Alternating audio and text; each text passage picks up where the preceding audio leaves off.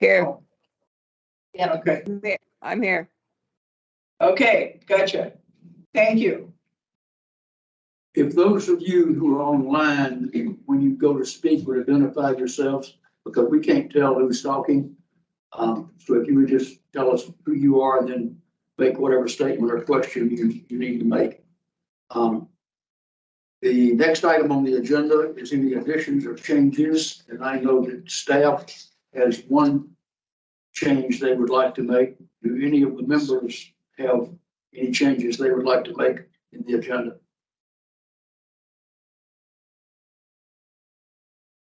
Jason. Mr. Chair, proposing to change and move down information item A, which is our information for workshops and bus stop improvements, to underneath our orientation. So A would become B, C. A will become B and B will become A.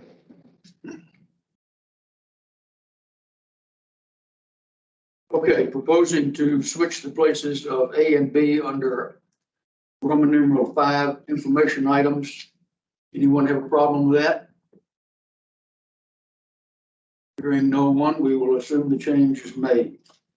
The next item on the agenda is the consent agenda, consisting of one item, which are the minutes of the November 21, 2023 meeting. Comments, questions, or motion? This is Terry Lindenberg. I'll make a motion to approve the minutes as presented. Thank you, Terry. Second. Second by Andrew. Any discussion? All in favor of approving the consent agenda, please say aye. Aye. Aye. Aye. Any opposed? Consent agenda is approved. The next item on the agenda is the election of leadership. Jason, are you running that or me? What? You're gonna run Items items, on it. the leadership elections or me? How do you feel about it? I'm good either way. Normally the chair does it. Let's do that. Okay.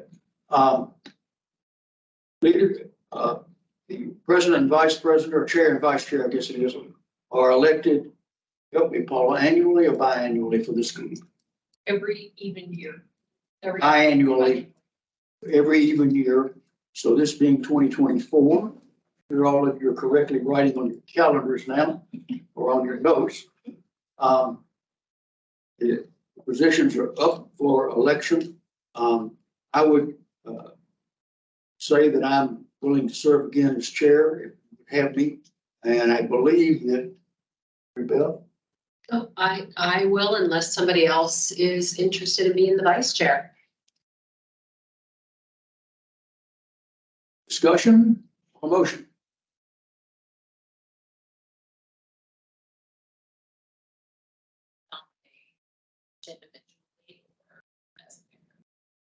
Either way. I nominate, this is Susan Bradley.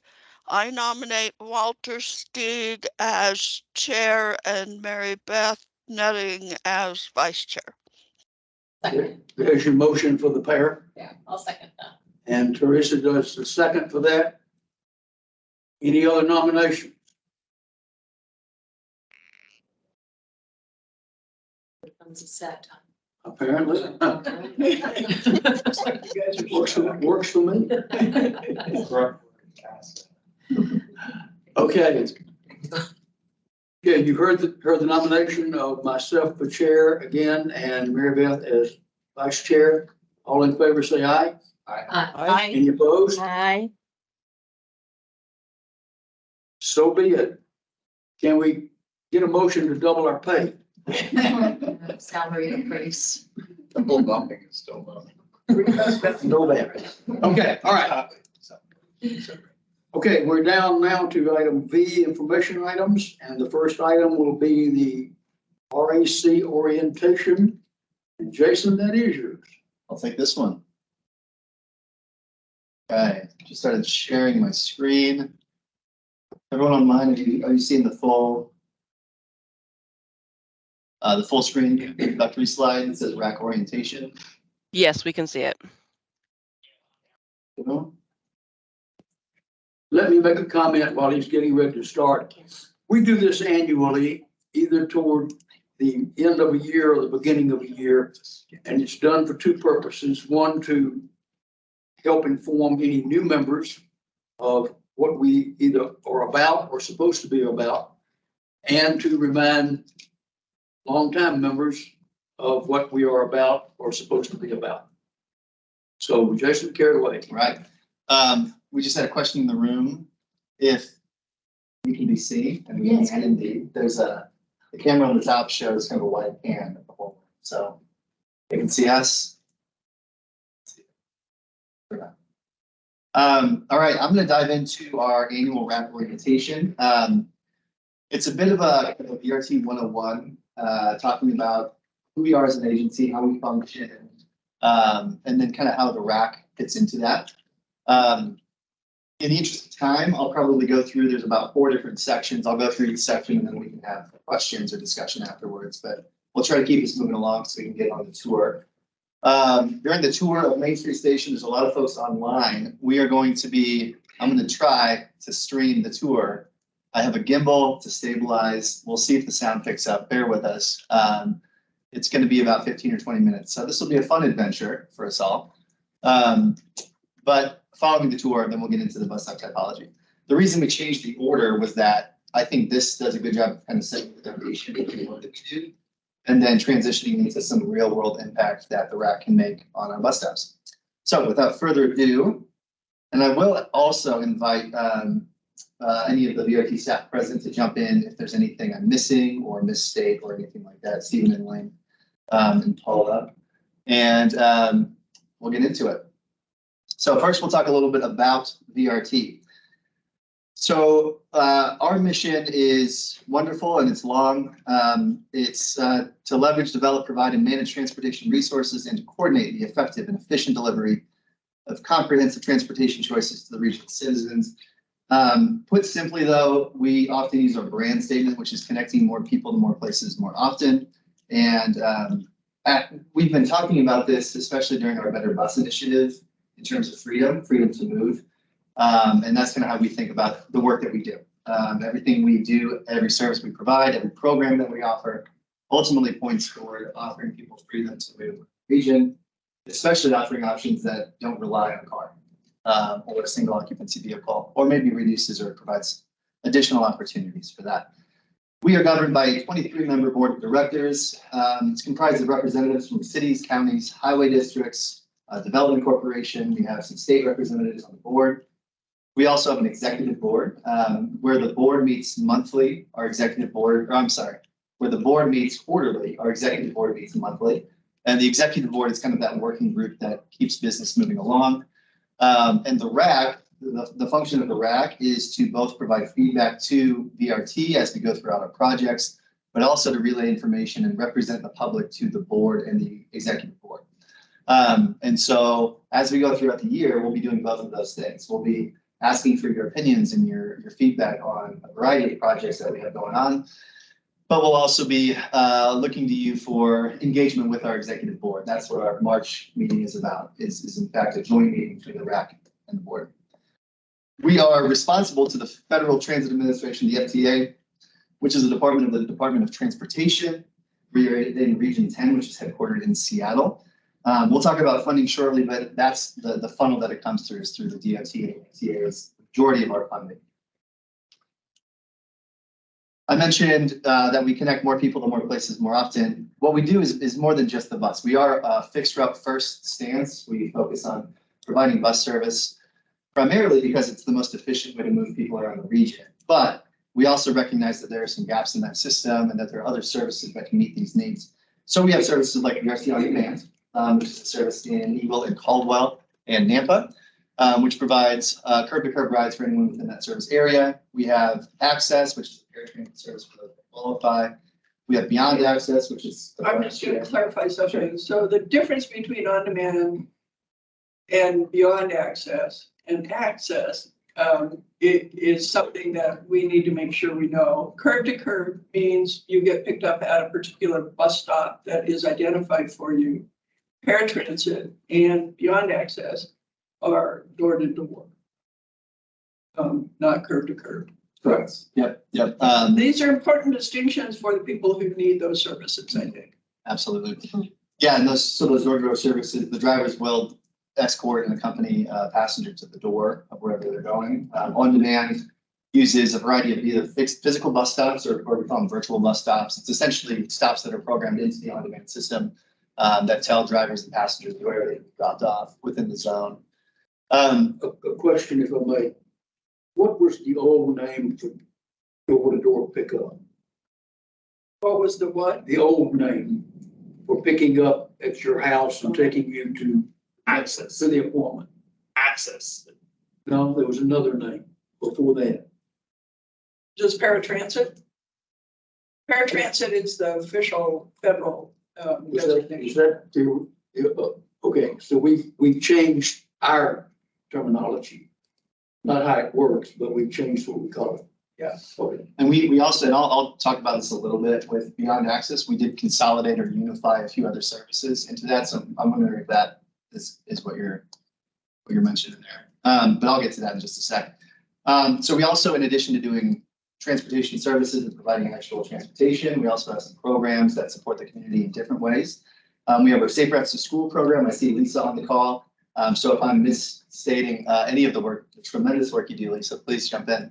But Safe Routes is all about getting kids educated and while doing a lot more than that, but doing a lot of work to make sure that there's safe access to and from school.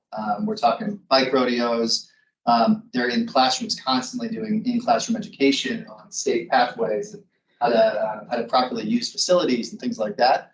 They also do a lot of advocacy on infrastructure and all of the various factors that go into what makes a safe path from a kid's home to their school. So they do tremendous work both in Ada and Canyon County. Yeah, question. I was wondering, so I work in the school system and I'm always working with kids. And I was wondering if your team might be willing to do where we work with the Y and do like a week where we make it about transportation like this. I think that's a great idea. I would, you maybe connect with Lisa. I can send you her information. The Safe Routes program already works with the YMCA a lot. Maybe not as much in Canyon County, but yes.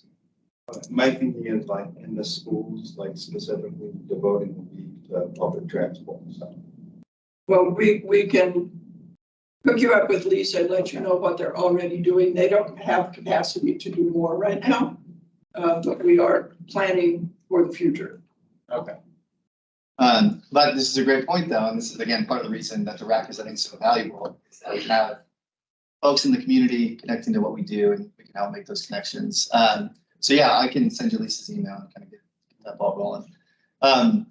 In addition to Safe Routes, we also have CityGo, which is an employer membership program. We can set up businesses with bus passes for employees, travel training, and help businesses design programs to encourage usage. So we're talking about parking reduction, cost reduction, health improvements for their staff, and a lot of other initiatives that can be implemented at the employer level to incentivize different modes of travel. And then in addition to, or aside from all of those things, again, acknowledging that there are still some gaps in the system, we offer a variety of specialized transportation services like VRT Late Night, which is a Lyft program for those that need access after the buses stop running. We also have Lyft Transit Connections, which provides a lift to and from a bus stop within the designated zone. And other smaller services like Village Van, where we provide vehicles and training for employers, and Volunteer Driver, where we facilitate a staff of volunteers to drive people around the region when all of our other services go. So we try to layer in as many services as possible to provide access where there may not be any. And I'll shift over to our fixed route system. So shown on the screen right now is our current fixed route system. We have 22 routes in total. 18 of them are Ada County bus routes in the Treasure Valley. 4 are inter-county bus routes. So those are more commuter type services during rush hour, typically. And often they interact with park and ride lots around the region. We also have 2 on-demand services. Let's see if I can find my mouse. One in Eagle, which is one of our most recent services we launched, and then one in Nampa, and Caldwell. This is the one that Elaine was talking about where we have virtual and fixed bus stops. Passengers book rides and they're notified where they go, either through the app, they can call in or book a ride online. So that's how they're told where to go for their ride. We also have connections. Jason, if I may, has the on-demand in Canyon County changed yet, or is that a June 1 switch? That's a June switch. Okay. Yeah, so Walter brings up a great point. We've talked. It's currently operating as call and schedule a pickup. Yeah. At a designated point. Yes, and it will continue to remain that way in June, but we're also going to be looking at adding those 2 fixed bus routes 56 and 58. And the service area changes. The biggest change about on-demand in Canyon County is that the area changes a little bit. So we're simplifying the service area, all the main roads. Right. And so that's you bring up a great point. We'll talk about it briefly here, but that's a kind of a deeper dive for probably our March meeting, but one of the future meetings where we'll talk in depth about some of those changes, especially some of the outreach we do around those changes. But that's something we're currently working toward is our service changes in June. So this is our current system. We also have connections at 2 transit centers, one at the Happy Day Transit Center, which is in Caldwell on the Boulevard, and then Main Street Station, which is where we are today in downtown Boise. We also have major transfer points throughout the region, like CWI, Town Square Mall, the Village, the airport, and Boise State. And you can see kind of the concentration of service in downtown Boise. We'll talk briefly about that in a minute. But we do acknowledge that there are some gaps in there, and we have been working over the years to improve services. The 30, for instance, is a great new service that we added very recently because the city of Meridian is coming to the table for that. But knowing that there are some gaps, that's when we kind of implement some of these other programs. So shown on the screen here is our access service. It's a purple outline. So the way access works is it's for anyone that can't physically get to or from a fixed bus stop. There's a 3/4 of a mile buffer that we draw around any fixed bus route, and that's the access zone. And this is a paratransit service, it's a federal obligation that we have to provide that service. And these are those zones. And you can see that the service boundary does not include a few of the routes. Those are routes that are peak hour only. You're not eligible for access service if the route is not an all-day route. I was going to ask. Yeah. And so again, we're sort of broadening our service bubble, but there are still some gaps in there. So this is something BRT's been working for years and years on. In fact, as somebody that's worked at a different transit agency, I've always been impressed at how many layers of service we have. And so knowing and again, acknowledging that there's that gap, we've been working in partnership with various service providers in the region, kind of small service providers that have these different pockets that they serve. This all started in about 2013, where we started bringing in some of the specialized transportation services. But a few years ago, we started to see some challenges, especially when COVID hit with sustainable funding. There were some insurance things that we had to consider and oversight of drivers and things like that. So we're in week 3 now of Beyond Access. We rolled out a new program, Beyond Access, to unify a lot of these services. And some of the work leading up to this was really interesting. We did a lot of outreach with the providers and some riders as well. And what we found is that a lot of these service providers, I mean, they provide critical access, but a lot of them have limited vehicles, limited staff. So they would often run 1 or 2 days a week within a pretty limited zone. So it was hard to really get people around the region fully.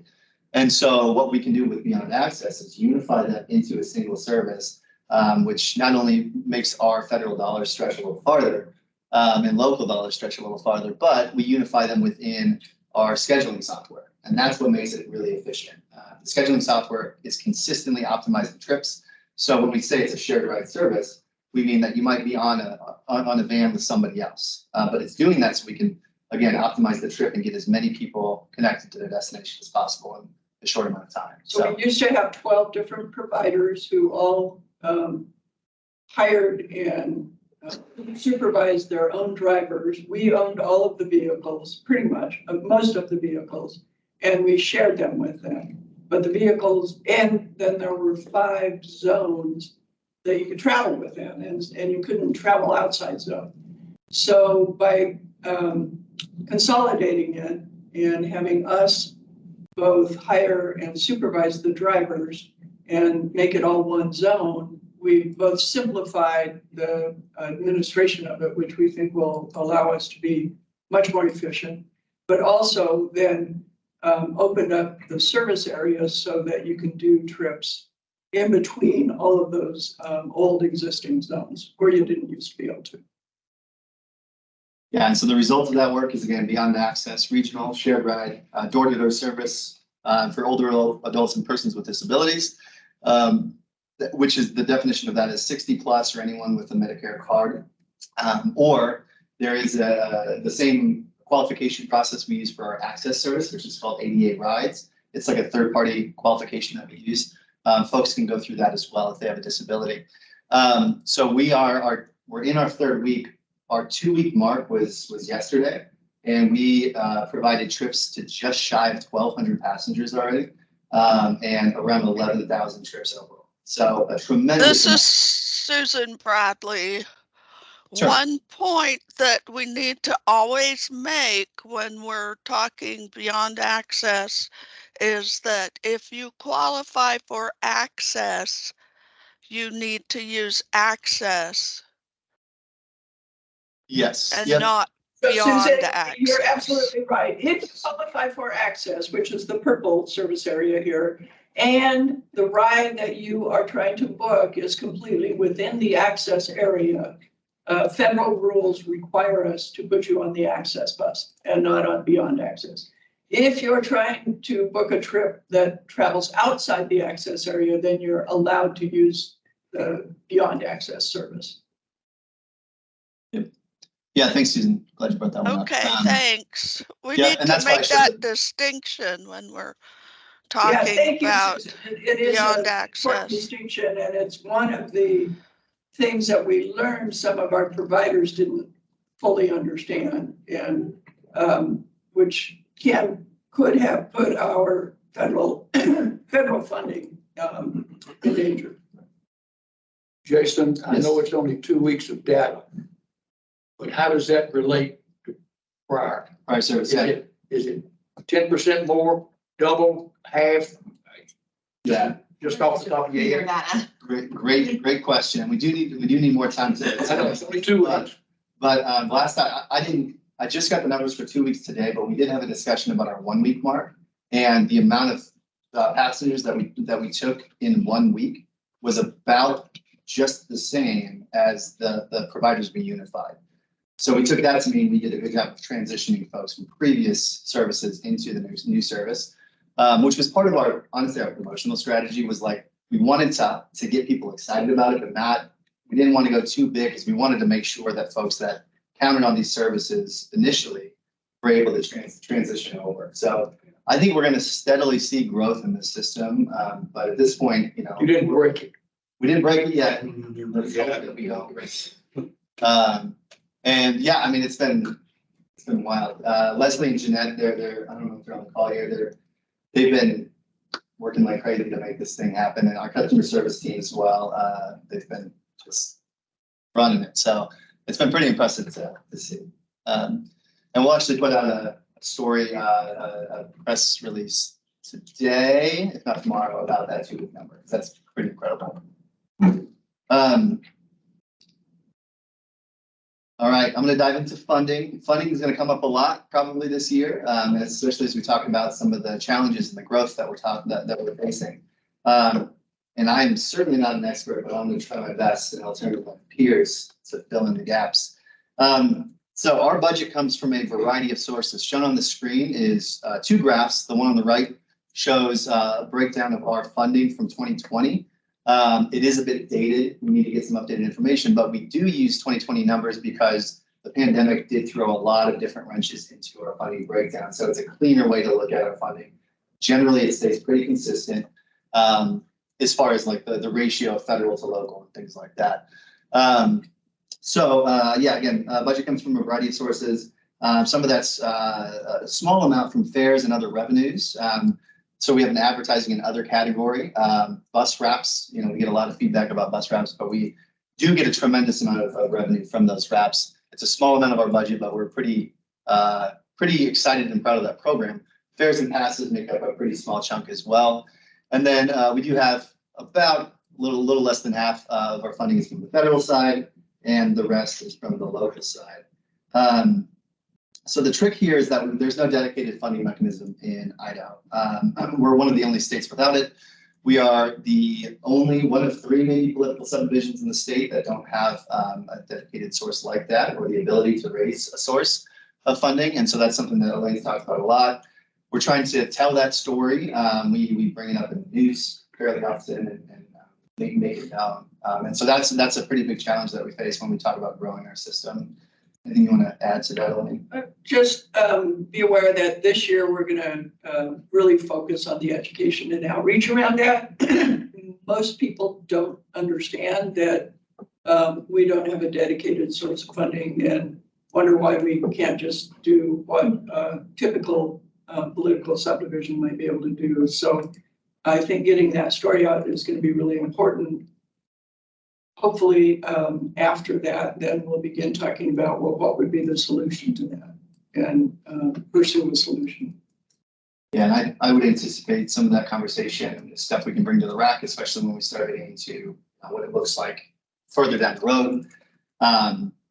But Elaine, do you have any proponents in the legislature without naming them? I would guess the great majority of them are against it.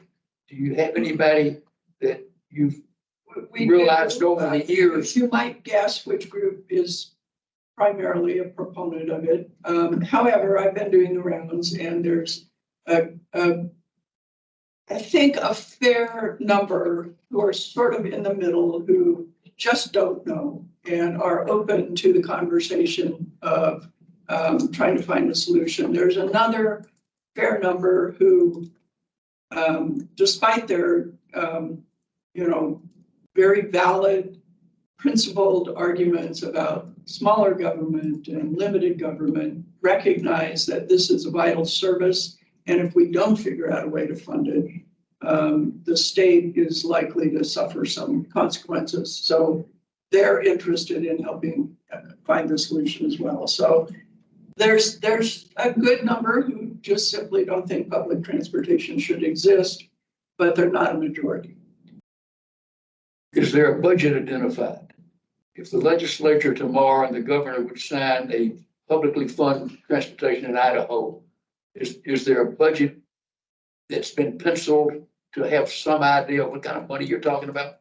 The state ITD is currently updating the public transportation plan for the state.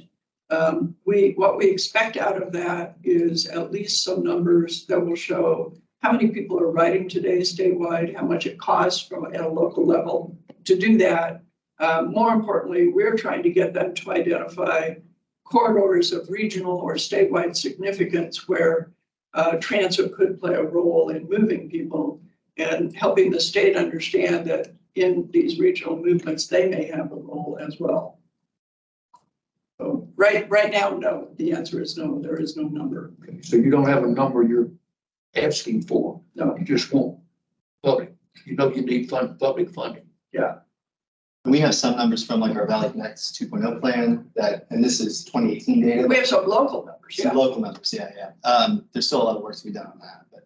We know right now we get about 12 or 13 million from our local partners. We earn another couple of million with fares and advertising, other things. So we have access to about 14 million, a little more in local funding. We know, we're pretty certain about 45 to 50 million to build the kind of system that we envision in Valley Connect 2.0 in local funding, which will free up a lot of federal funding as well. You mean 15 million total or 50 million? 50 million total, 45 or 50 million total. Question? Yes, ma'am. Can we get a copy of all these slides, Jason? Okay, that's great. I love this slide.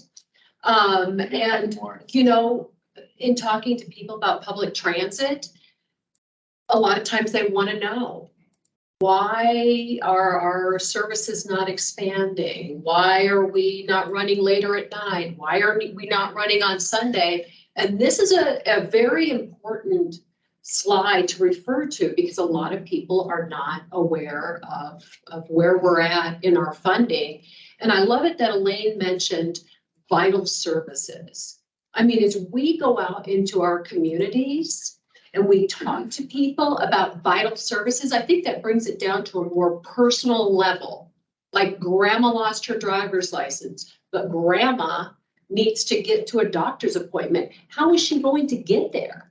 Are those services available? Are they going to get her to where she needs to go to? I mean, so when we're talking to people, we need to bring it down to a personal level. And I love this slide, you know, and being able to communicate that to people. Yeah, one other thing that and Stephen likes to talk about this a lot, and I think it's a good point, that we like to talk about. And certainly we need to focus on folks who don't have any other choices. Absolutely, we need to do that. But the other thing that most people don't know is that as a country, we only pay for about 10% of the cost of transportation with tax money. So what that means on the highway and roadway side is that 90% of the cost of travel comes out of your pocket because you have to buy a car, you have to pay for insurance, you have to pay for fuel, you spend the time driving and the effort driving. And that 90% is sort of accepted now as just the way we do things. But it is the second highest household expense that almost every household has. It's in this region, over 20% of a typical household's budget, just disposable income budget, is transportation. That means that everything else is less affordable because you're spending so much on transportation. If you spend more than 45 to 48% on transportation and housing combined, so you've maybe often heard that if you spend more than 30% on housing, you're rent burden. Well, if you spend more than 45% on both combined, you are rent and transportation burden. And you have less money to actually buy food and do the other things you need to live. And so public transportation can be a way to change that balance. And for some people, it can make all the difference. For other people, it simply provides a choice that makes a difference in other ways. I would talk about my own family. My husband and I, because of where we live and the lack of demand to spend money on cars and travel that you know we were able to experience because we were able to walk and bike and not buy a second car and do all of those things. We believe we were able to pay for our 5 children's education with those savings.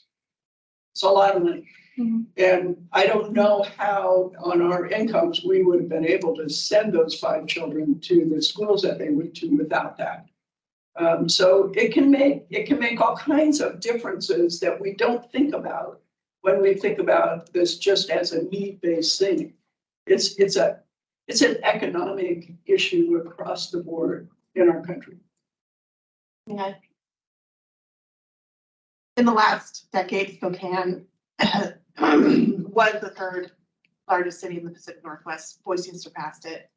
And look how much more they're spending on public transportation. That's crazy.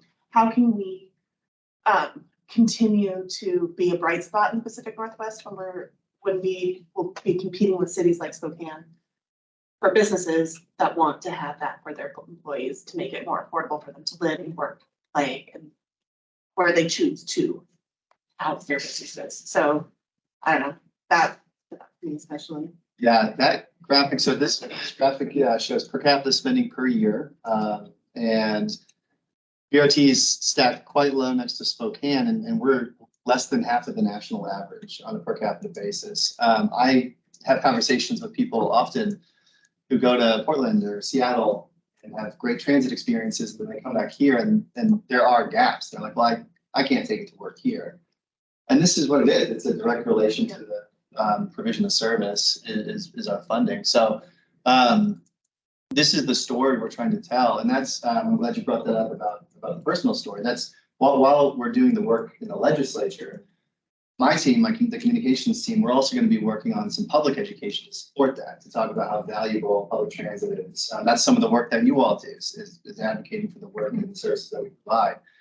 So I think it's really important that we talk about growth, especially, we can go on tangents about this, but when we talk about growth and development, we don't, there's no mechanism to capture that for transit funding. So it's in a similar way to utilities, as we have these neighborhoods growing out, you have to send resources that direction, and we don't have the resources to do that right now in the current system. So that's going to be part of the conversation, is how can we change the mechanism to support that growth and catch up, because we're pretty far behind. I would like to add that, so being on SSI, the more I work, the less money I get from SSI checks. And the more I work, the less Medicaid has to pay for me. So that actually helps the system overall. So there's an angle there we can pursue. Certainly. Yeah. Jason, your left graph is the local dollars per capita. Yeah, per capita comparisons, yeah. Yeah, you what you pay for it, I suppose. I'm going to keep us moving in the interest of time, but I do want to say, so on the federal side, we get funding from the pretty consistent programs. You might hear us throw around like section 5307, 5339. These are 5310. These are kind of bundles of funding packages that we get from the federal government.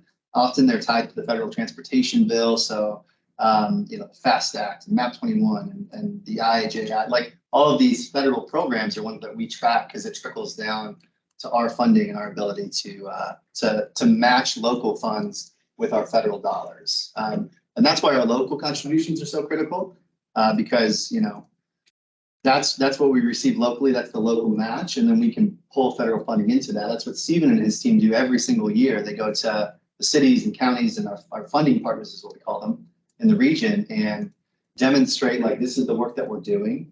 The mechanism for that is called the Transportation Development Plan. I have a slide on that later. But every single year they go and they make the case for like, let's grow. What kind of funding do you have to provide? Which is challenging because these cities are also challenged. A lot of the funding that they get, comes from their general funds.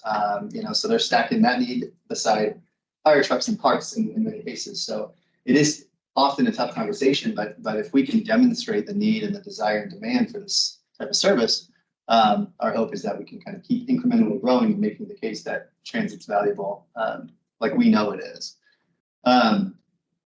We also have one of the other ways that we can make bigger leaps is by competitive grant programs. There are a variety of these things, and then most recently, we got quite a bit of funding. $8.5 million through a RAISE grant and 17.4 through a LONO grant. These are competitive grant programs that the federal government puts out every year for specific projects. So it's not like we get these funds and we can apply them and provide more service, but they are kind of tied to a specific work. So for instance, the RAISE grant is tied to some of our work on State Street. LONO emissions vehicle grant, that's tied to our electric bus program. So there are ways that we can fund these types of work. Usually it's infrastructure or capital. It's rarely we find a competitive grant that's going to do anything for operations, but that's another way for us to kind of bring in that funding source. Anything to add on this before I move on from funding? Okay. All right, going to do a brief historical. One thing I guess I should say about the competitive grant programs is that we're not able to access them nearly as much as we might because of the dearth of local funding. So each of these grant programs requires a local match. Some of them at 20%, some of them at 7 3/4%. And in order to go after them, we have to have that local match. And if we don't, we can't. And so right now we're contemplating a couple of them, and we may or may not be able to apply for them depending on whether we can identify local match. So we're missing out, you know, my point here, whatever you think of the federal debt or federal spending, that money's going to somewhere else and not to Idaho because we're not accessing it. So, Meaning that we're not accessing. So Jason, the raise and grant, is that, have we started spending that yet, or is that still? Okay. What's the timing on the two up there? So the Lono grant is kind of underway, at least in terms of design. That's what's going to fund the implementation of on-route charging here at Main Street Station. So there will be some point on this summer, we anticipate, with bringing electric charging infrastructure into Main Street Station so buses can charge while they're laying over here. That work will begin this summer. It won't wrap up until 25, I think, 46. But that big lift will start this summer. As far as the raise grant is concerned, we've been working through environmental processes. That's currently in front of the, well, wait, no, we just finished the environmental review. approval on the NEPA Yep. application. That happened in this month, and then so now we're in the process of finalizing, like, getting the money released. So there's this whole process that we're doing with FDA to finalize the details of that grant and release those funds. And it'll primarily be used for, Raise grant is going to be used for improvements along State Street. There are a number of stops along State Street that are going to be improved with pedestrian and transit amenities. It also has some money in there for on-route charging, and actually a lot of the things that we'll end up talking about in the bus stop workshop are featured in the raise grant. So shelters, real-time information, near-level boarding, those types of things along the State Street corridor. I think there's 4 or 5 locations that we've identified there, including one at Saxton State, which would extend the multi-phase path parallel to State Street almost to Rowe. So there's just a number of pedestrian access issues that we're trying to address at a number of key stops along State Street. thank you. What would it be possible to put some heating units at the bus stops for the winter time? So that when people are waiting a while at the bus stop, we can. We didn't include heating at bus stops in any of this analysis. That could be something, again, or in this grant, that could be something, again, we talked about at the workshop that, not this afternoon, but in a few minutes. All right, I'm gonna keep us moving along so we have time to do a good dive into that workshop. I'm gonna do a brief history of transportation. We are, as an agency, relatively new, but I mean, transportation is no new thing to the region. Starting in the late 1800s, we started seeing some rail lines. Shown on the screen here is the Boise Valley Loop, which was an interurban connection around the region. Ironically, or maybe not ironically, a lot of our current bus routes still follow some of the same paths and routes and sort of the same areas as the streetcars. But it makes sense when you think about it. We decide on routes based on factors like population density and job density and destinations and pedestrian access. And all of those factors were kind of created and influenced by a lot of these streetcar lines. These areas were built for people. These streetcar lines were built to connect people to these locations. So we take cues from a lot of those routes from long ago. And, in contrast, areas that developed between the 20s and the 60s kind of developed under the presumption that people had cars that could spread out, makes running an economic transit system a little more difficult. So essentially, we're kind of following where people go, and this is still where people congregate. So laying our map over this is really interesting because, again, it hits those really dense areas. So transit in the form of streetcars started again in the late 1800s. The local version of that was Boise Rapid Transit, which was incorporated in 1890. Some of the streetcar usage promoted development as well. Investors would buy land, they would run a streetcar to the land. So there was a lot of this private connection, public-private connection. And some of the names you see today, Pierce and Ustic, these are all investors in some of this early system. And it led to some of the development of those outlying areas. The 20s, again, the invent of the automobile, the personal automobile, shifted a lot of things. And so we started seeing some of the streetcar companies, especially these private companies, start to fold because another form was coming in, and development was impacted by that. So we had some gasoline buses, especially as roadways were developed, took over some of those routes.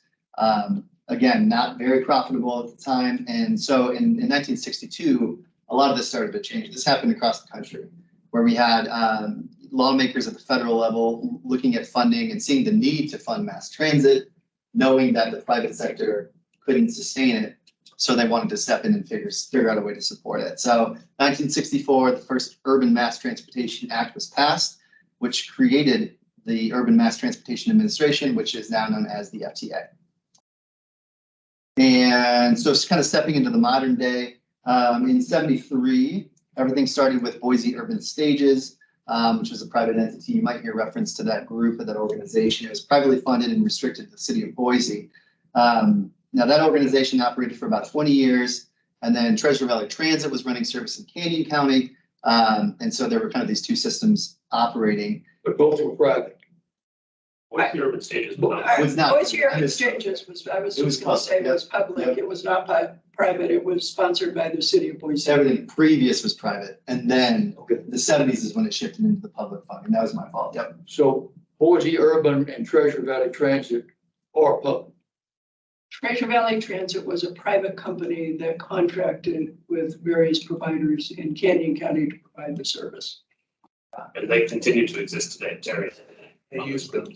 Terry's on the phone, on the call. Hi, Yes, Terry. so Terry, correct me. Everywhere. Really wrong. But in 1994, the legislature passed a bill to give citizens the opportunity to form a regional public transit authority. 94, so not crazy long ago. We're due for some kind of a celebration in that regard. And in the Treasure Valley, two of them passed, one in each county. They were formed separately in 98, and then in 99, the boards of each county voted to merge them into the Treasure Valley Regional Public Transit Authority. Then it was known as ViaTrans, but that's VRT. And so the region saw a need to bring this connected system together. That's still our vision, is to create and provide a connected system. And there's all sorts of things that happen, like flag stops.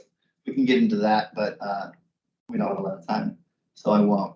But that's kind of brings us to where we are today, where we're continuing to try to make improvements. We have Main Street Station opening in the last 10 years. The Better Bus Initiative is a plan to kind of launch us forward. So, there is a lot of history that goes into what we do. I think that the Valley Connect 2.0 plan is an important one. Up until that point, VRT had sort of planned pretty short term, which is the federal requirement. You have to have a 6-year plan, and hadn't really said what could we do if we actually did get money and could do what we wanted to. There've been pieces and parts of it, but not fully pulled together into a plan. And so developing that plan in 2018 began to set the vision of what we could be if we had more money. Exactly. Okay. So I should have said other things that matter in this slide. There's a lot of things that matter, but I just wanted to lay out some of the factors that we look at when we talk about the bus, the rider experience. So one of the things that we're looking at, and Kate's going to get into this later, is our bus stops. But we do view the stops as community gateways that provide a freedom to move. They create space for users, safe, well-lit areas. These are all factors that we're looking at making improvements to. But ultimately, it's providing that freedom to get around the region. And again, I'll send these slides out. If anyone is interested in any of the graphics I'm showing, be happy to provide them. So some of the factors here that we always consider and that we love to talk to people about is the built environment and how much it impacts that freedom to move. We have an example on the screen which shows Latah and then Vaughn Street. They're streets that are really close to each other, providing different levels of sort of traffic volume. Different amenities, and I show them to really demonstrate the different access points. So we have on Latah, sidewalks. Vaughn Street, no sidewalks. It's a neighborhood, it's a really local road, so the comparison isn't great, but we have a lot of larger streets that have a similar treatment where there isn't really good pedestrian access. So as we all know, a trip to and from a bus stop is often a walk, a roll of some sort, and getting safe access to and from that place is critical. Another one is bike lanes. So not only does the bike provide a really good connection to and from the bus, we have bike racks on our buses, it also provides a safe buffer for those traveling on sidewalks. So it provides a much safer environment for pedestrians to navigate. And so therefore, we have some good bus stops within proximity of really nice development and really close access to some really good destinations. Another way to look at it is in terms of access and walkability. Shown on the screen here is again Leta compared to Highway 55. We often get questions about why we don't serve on Eagle Road. And there's a lot of factors involved, but a couple of them include, well, it's a state highway. That's a whole thing in and of itself. But if you look at the access point by itself, we have, Leta, again, sidewalks right next to the locations people are going, a relatively small road to cross, whereas Highway 55 is, I've crossed it on my bike, I've crossed it as a pedestrian, it is a dicey thing to cross, not ideal. And so one of the things, this is an interesting exercise if you're traveling by bus, is to ask where the doors are. Like look at the doors of the bus relative to the doors of the place you're going. On top, if you exit the bus in either direction, there are developments right there. The front doors of the bus compared to the front doors of your destination, the access is so much easier. Highway 55, if we got off on any of these corners, you're traveling through a sea of parking. In most cases, there's not a lot of good pedestrian infrastructure to support that. So those are always factors that we think about, as we encourage usage around the area. I'm going to skip through this quickly. I want to be sensitive to time. This just talks about density. This is not a scientific comparison, but I'm looking at what it looks like overhead between Fairview and Cloverdale and downtown Boise. And really, it's just how many people are there and how much space is there for people versus cars. And so we have a lot of parking areas in Fairview and Cloverdale, less so downtown. And so the density always reflects that, which is similar to, it's kind of reflected in the service that we provide.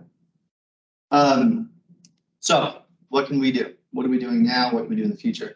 As an agency, we focus resources on some of those support areas and amenities like we're going to talk about today. We work with cities and developers to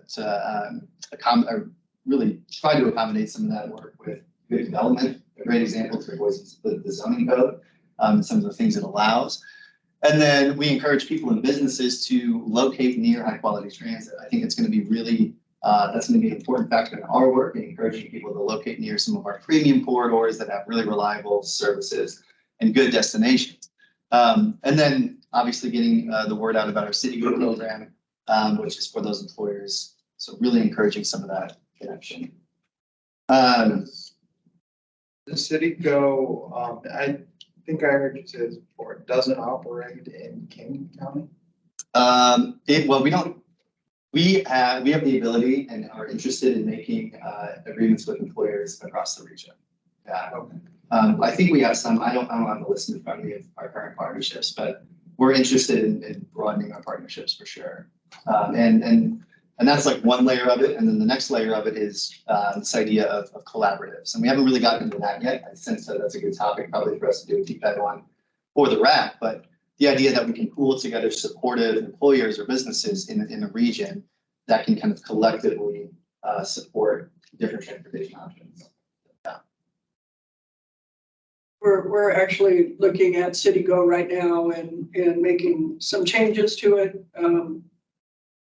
It will, I think it'll emerge a stronger program than it has been. And our vision is that it will really become the place where people say, oh, if I want to have a transportation option, I need to be part of this.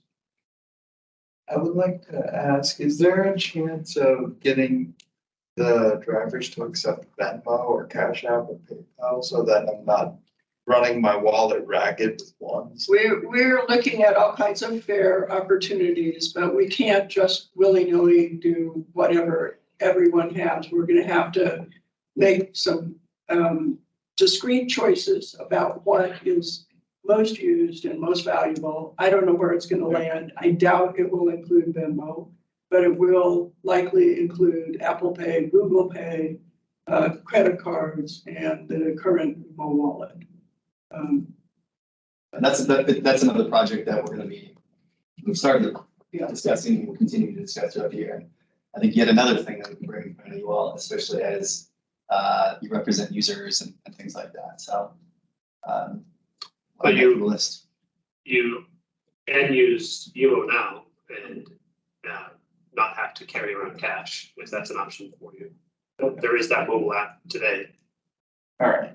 I think I have it, put $10 on it, but I haven't figured out how to use it yet. Oh, we can help with that. Let's talk after. Yeah. We'll show you how to do it. All right, gonna talk briefly about where we're going. We've talked about a lot of this already, so I'm probably gonna breeze through this. I mentioned earlier the transportation development plan. We use a variety of planning techniques and documents to kind of guide the work. This is all Stephen's team and what they do. But it kind of starts at a broad regional level with Compass's work with communities in motion. We have our Valley Connect plan, which is our long-term plan. Again, that's 2018 is when we last did that, and we'll make an update here, I think this year or next year sometime. Yep. Maybe. Yep. But it's going to be Next great year. whenever we do it. And so Valley Connect 2.0, again, that's that long range. And then our transportation development plan is our TDP. And so that's when we kind of bring things from the vision into action. That's a 5-year work plan essentially that we try to tie funding to. So again, let's pull out the ideas that make the most sense and how do we apply actual funding to that. And then we get into project implementation. We talked about this already. These are just some notes on Valley Connect, but the main thing I want to drive is that we know that in that study, we need 4 times the amount of service to match our peers and to match the demand of the region.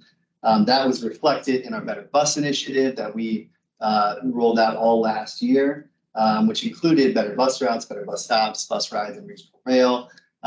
This was brought in front of this group a couple times, so I'm not going to go into too much detail. In fact, I'm going to skip through a lot of these slides. But it's essentially, this is talking about the benefits of high frequency transit, which is what we're moving toward, showing comparisons in the rider experience between what it's like to get a bus that's every 60 minutes versus every 15 minutes. A tremendous difference, especially if you're connecting to 2 or 3 buses. It can offer a significant reduction in travel time. So one of the pieces of work that we'll be doing this spring is going to be doing outreach to folks about the new system. And I'm really looking forward to seeing like how trip times can drop. Because I know some of mine will. Going from my house to Meridian, I think we're going to see that across the board. So that's something that we're going to be working on this spring. This is a very busy slide, but it's a great representation of the work that we did over the summer. We'll send this out to you guys.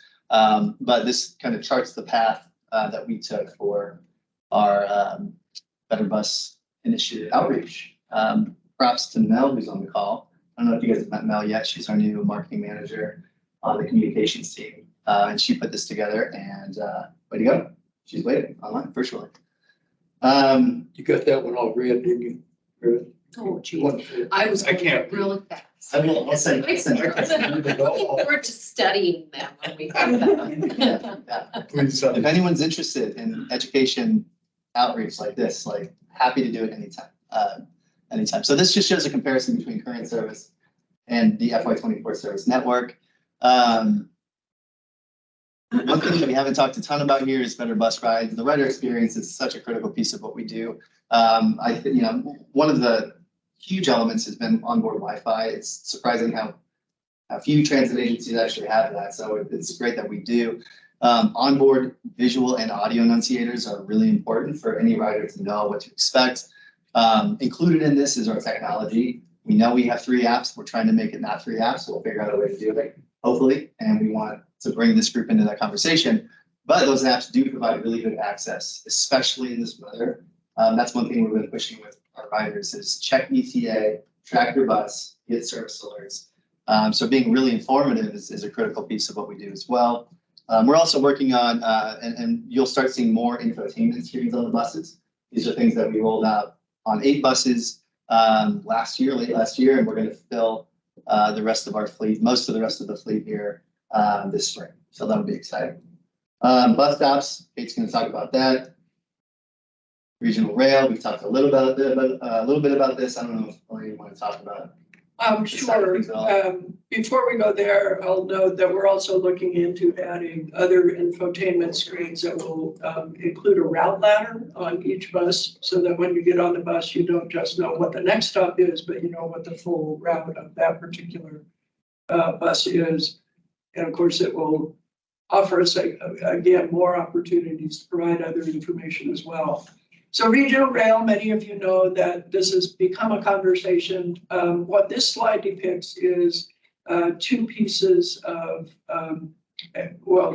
to what we would consider the full regional rail. And I'll tell you, it comes in two pieces. From downtown Caldwell to downtown Nampa, it runs on Union Pacific's main line. That's a really busy rail corridor that sends all the freight from this part of the country to the ports of Portland and Seattle up over the Blues.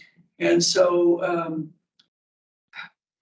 service between Caldwell and Nampa is going to have to include something specialized so that we can make sure and avoid the congestion that happens on that part of the rail. In Nampa, there's a specific spur rail line called the Boise Cutoff that takes off, runs, it's the line that runs past CWI through the middle of the valley, all the way to the depot, and then down to Gowan and Eisenman. From Eisenman south, it's owned by the city of Boise. It connects back to the main line at the town site of Orchard, about 18 miles further south. But the interchange with the main line is closed. So what we're looking at is talking to Union Pacific, seeing if there are things that could make their main line work better. And in exchange for those things, would they be willing to divest of the 25 miles that goes through the middle of the valley so that we could manage it, with a promise that we would continue to run freight on it, so they'd still make whatever they're making on the freight, especially the long distance piece of that. We think that's key to being able to use that rail productively for more than just a few trips a day for passenger service. So just setting the stage that it's more than just running a few trains on that rail, we hope. But even if it's not, even if all we can do is run a few trains on that rail, what this map shows is the value of it. So each of those little dots, each of the little teardrops is a place where we've identified there might be a station. Or stop.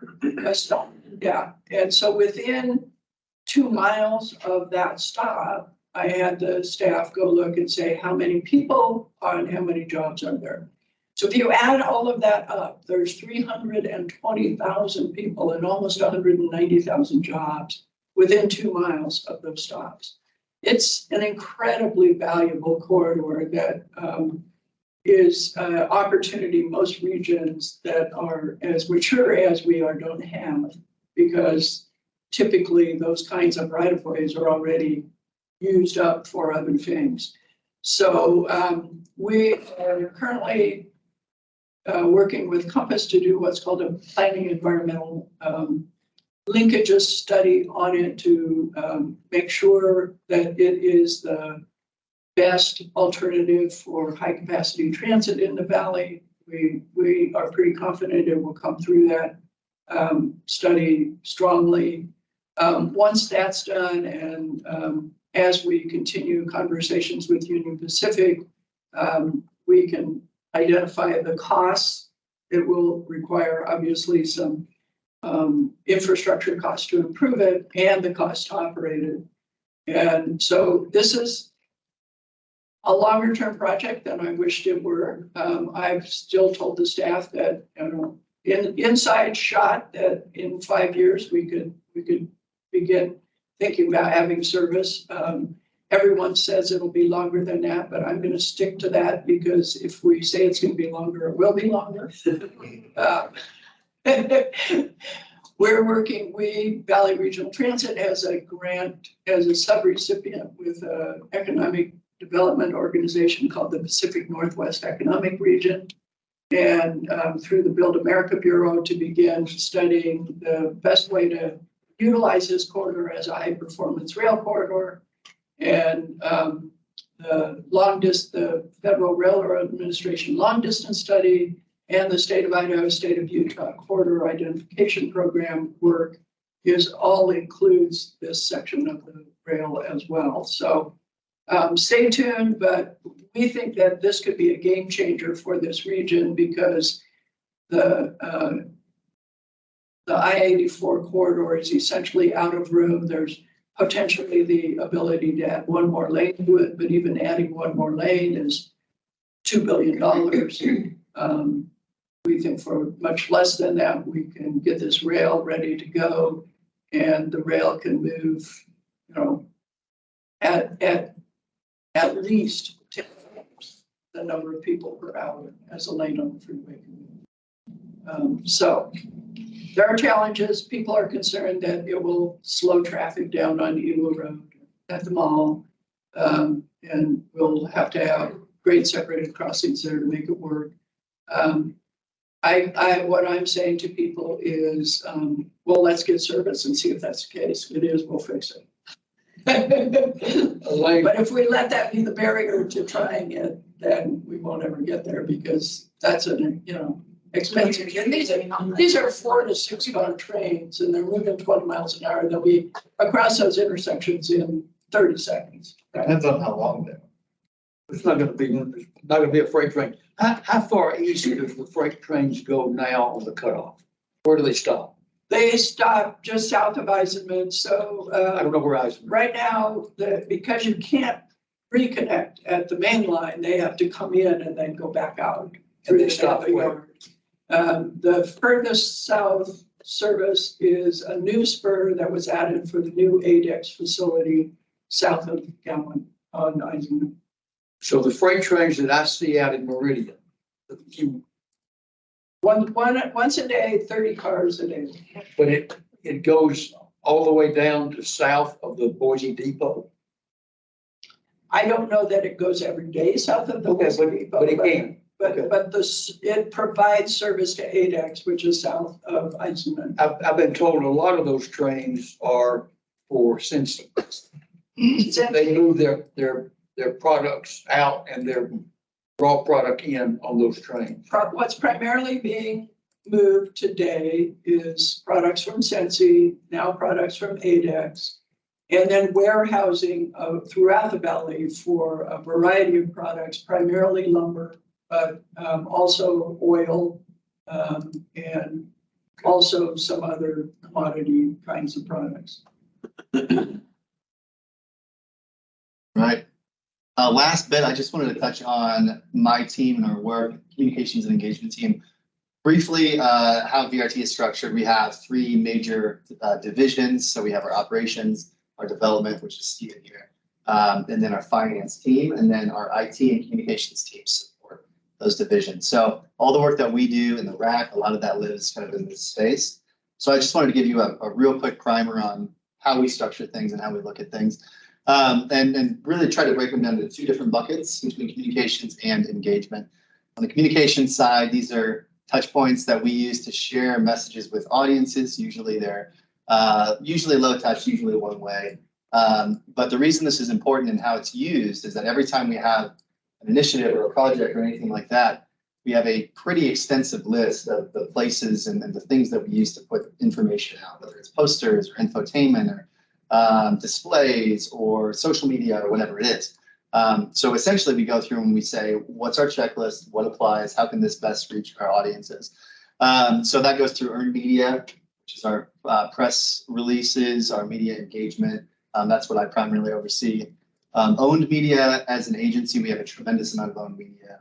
In a lot of cases, we think about posters and like physical displays and things like that. But any brand touch point counts. And this station is an example of that. Our buses are an example of that. Our bus stops are an example of that. So all of these things impact a brand experience. And that's really important that we provide a consistent experience, a good, clean, reliable experience so that our riders know what they're doing, know how to connect with us, know that it is us, and feel comfortable with sort of who they're dealing with. Paid media, that's anything we pay for placement on. Traditionally, we hadn't done a ton of that until a few years ago, and we're trying to grow that out. You might hear some ads on the radio. We have pretty extensive radio set of contracts. You saw us in the Boise Monopoly game, for instance. That's an example of paid media. Yeah, so we looked for different opportunities to get out there and make some placements. As we're doing this legislative work and public education work, we're also looking at a broader awareness marketing campaign with different kinds of ad placements as well. So we're looking at ways to use our marketing funding to get the word out. And then we have shared media. A lot of you are active in the shared media space, mostly social media, right? Facebook, Twitter, Instagram, all of the channels.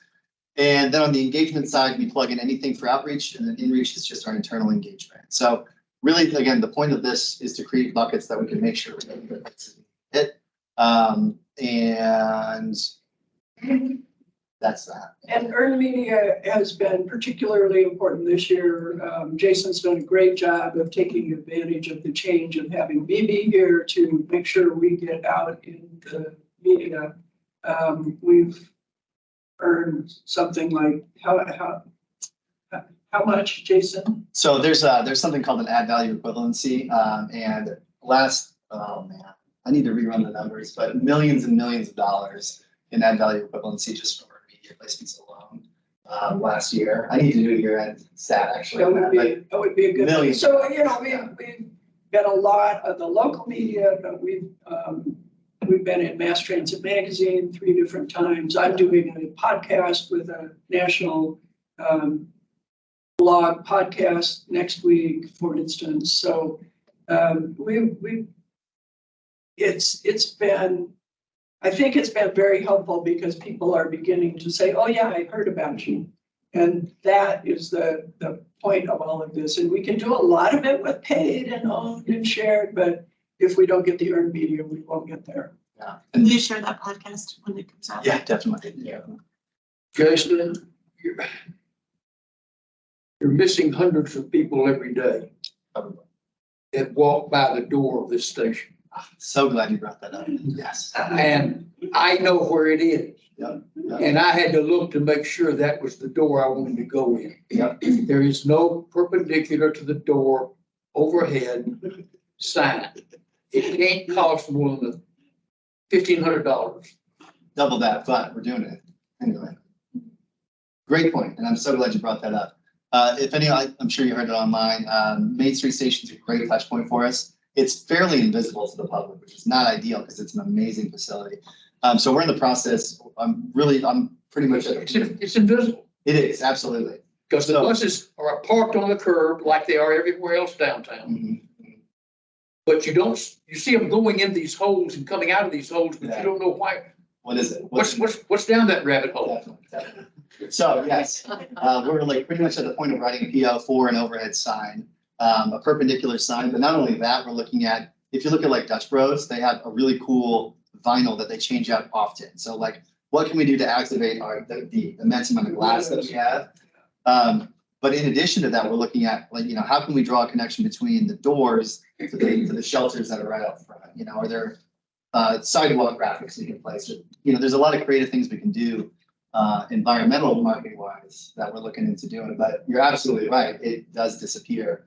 One of the challenges is that we're part of a condo association, and the condo association has to approve a new sign. And so it's been a process, but the sign is designed. We're ready to go with it. It should be up by. Oh, I don't have a placement date yet. It's taken longer to get the design and contract together than I think it will the placement. So crossing fingers it'll be up to Sunday. Yeah, it's a great point. You're totally right. Totally right. Because that's what we're trying to do is draw people into the space. I've never mentioned this to anyone before. I'm with you. Last thing I want to touch on, this is just a shot of the Better Bus vision. Kind of outlines some of the routes that are present in Valley Connect 2.0. That's going to be refreshed soon. And so we'll have another vision for outreach for that.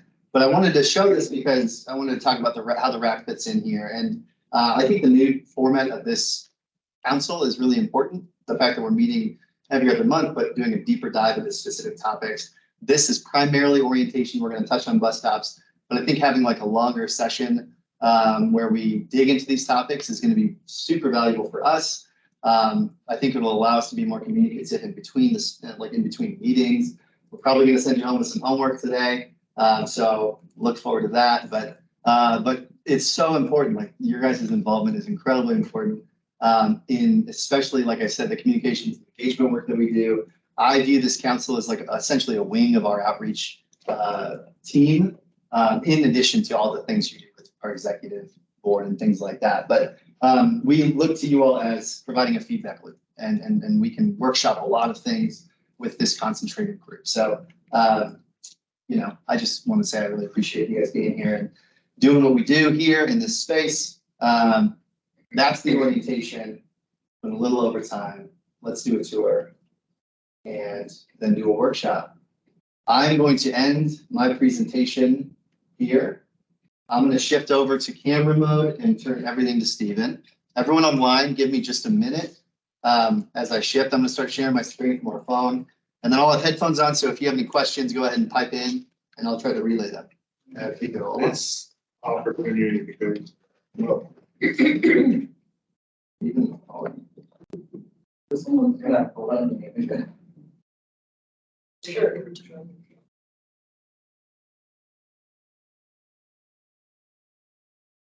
Ready to go? Yeah. Right, well, you can put a coat on, because I guess we're gonna go outside, Are right? we leaving? Oh, Yeah. so I thought you were gonna speak first. I am, as we walk. Okay. This is a walking tour. Great.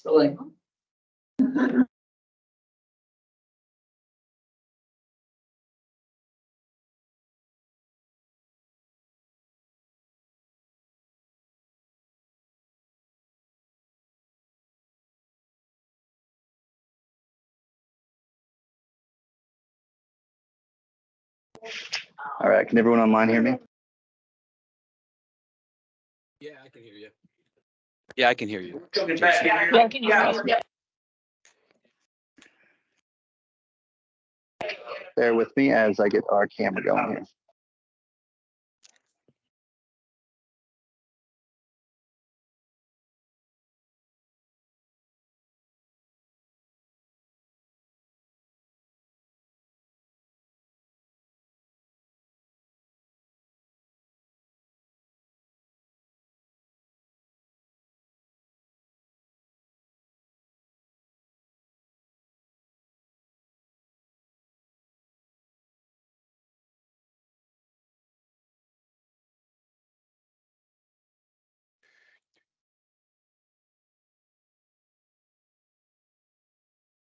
We use it for, actually, over the years, we use it for different things. Staff has been in here, but we've also used it for public meetings. So it's just a nice space in downtown where we can meet and have these good meetings. So we're just gonna walk out this way and we'll point out some of the features of Main Street Station. I mean, there's Groucho's there. Whoa.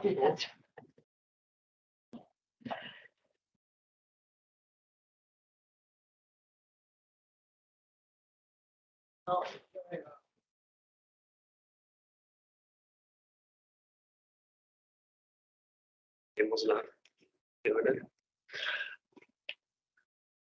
So Main Street Station was first opened in 2016, and its function was to provide a location for actually the buses to get off the street and be able to do their layover, which is where they wait in between trips on their route. And it also served as a place for the public to buy tickets and have that customer service interface, which didn't exist before.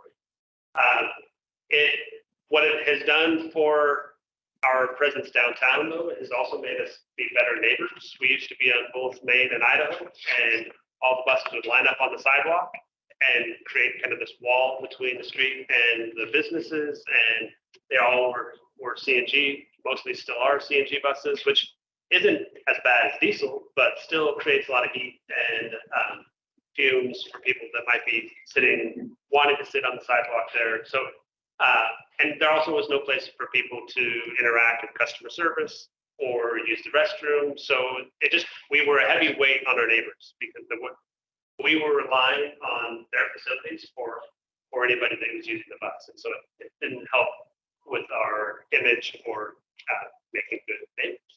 So Main Street Station came about, we came off of Idaho. We still actually stage on Main, but the other buses come into Main Street Station. And why don't we take a step outside and I'll show you how it was designed to accommodate as many buses as possible.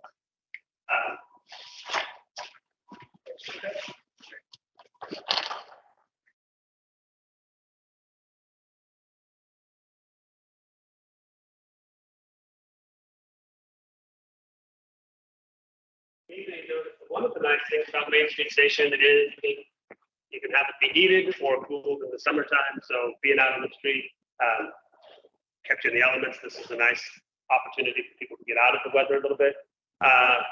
But you'll notice that the curb isn't straight. This is what they call a saw cut, which means you can get buses to pull in and be close together and still be able to pull out. That's a term called independent pull in and pull out, which means you can have buses that are already in place be there, and then another bus comes in and goes into the right bay. This is actually a pretty important thing for riders who maybe are trying to catch a particular bus. Our operations on Main Street don't work this way. It's just first in and first out is the terminology we use, which means if the 9 shows up first, it's going to be the head of the line, and then maybe the 7, and then maybe the 8. But if I'm waiting for the 8, I'm not going to know necessarily where along the sidewalk I need to be waiting, because the buses are going to just come in, first out. What the socket design allows you to do is, you can see on the bay sign there, this is the route 3. The 3 will always, not necessarily always, but so long as we've got a schedule to be here, they'll always be here. The riders know where they're going to go to catch the bus. They don't have to guess which bus is coming out. And that's particularly important for visually impaired riders who otherwise would have to rely on the driver or the bus saying what it is as it approaches, which is what we've done in the past. But so that's why you've got the funny saw cut design on the curbs and what it allows us to do. There are eight bays in Main Street Station, so we can have 8 buses waiting down here all at the same time. When we go to this summer, when we do construction down here, we'll be adding charging infrastructure. So as the buses pull in, there'll be a charger that comes down and attaches to the bus, and they can charge while they're waiting. There is some seating out here, but otherwise you can see like the kind of information that's available for riders.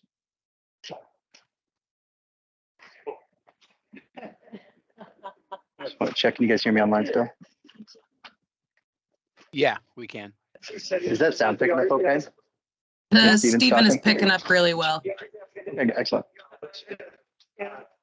So the other thing that we like to do as much as we can with any of our transit facilities is make it a place. And so one of the ways that we try and make placemaking work is by innovating local art. So you can see on the floors, you've got these, I guess you call them rosettas, medallions for just at each door. There's one of those. There is a compass rose on it. That's what I was thinking, but then also a picture. And so you can think of whether you're the mountain biker or the skier. There's just different images at each door. And then of course you've got the big overhead signs that show what routes are out which door.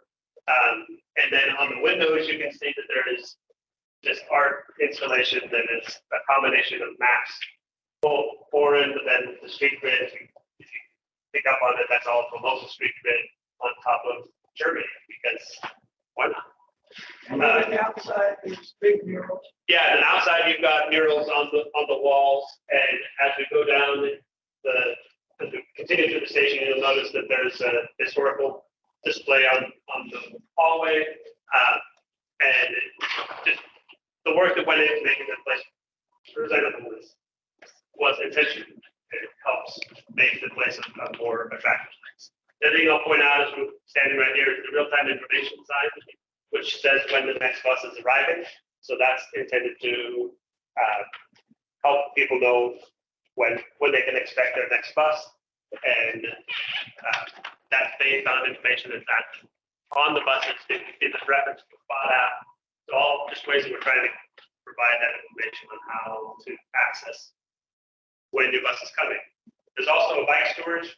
We won't go out there, but just around the corner here, there's a place where you can store your bike indoors. So especially on a day like today, if you're trying to have, well, it's tough to imagine riding your bike anywhere else, but if you could,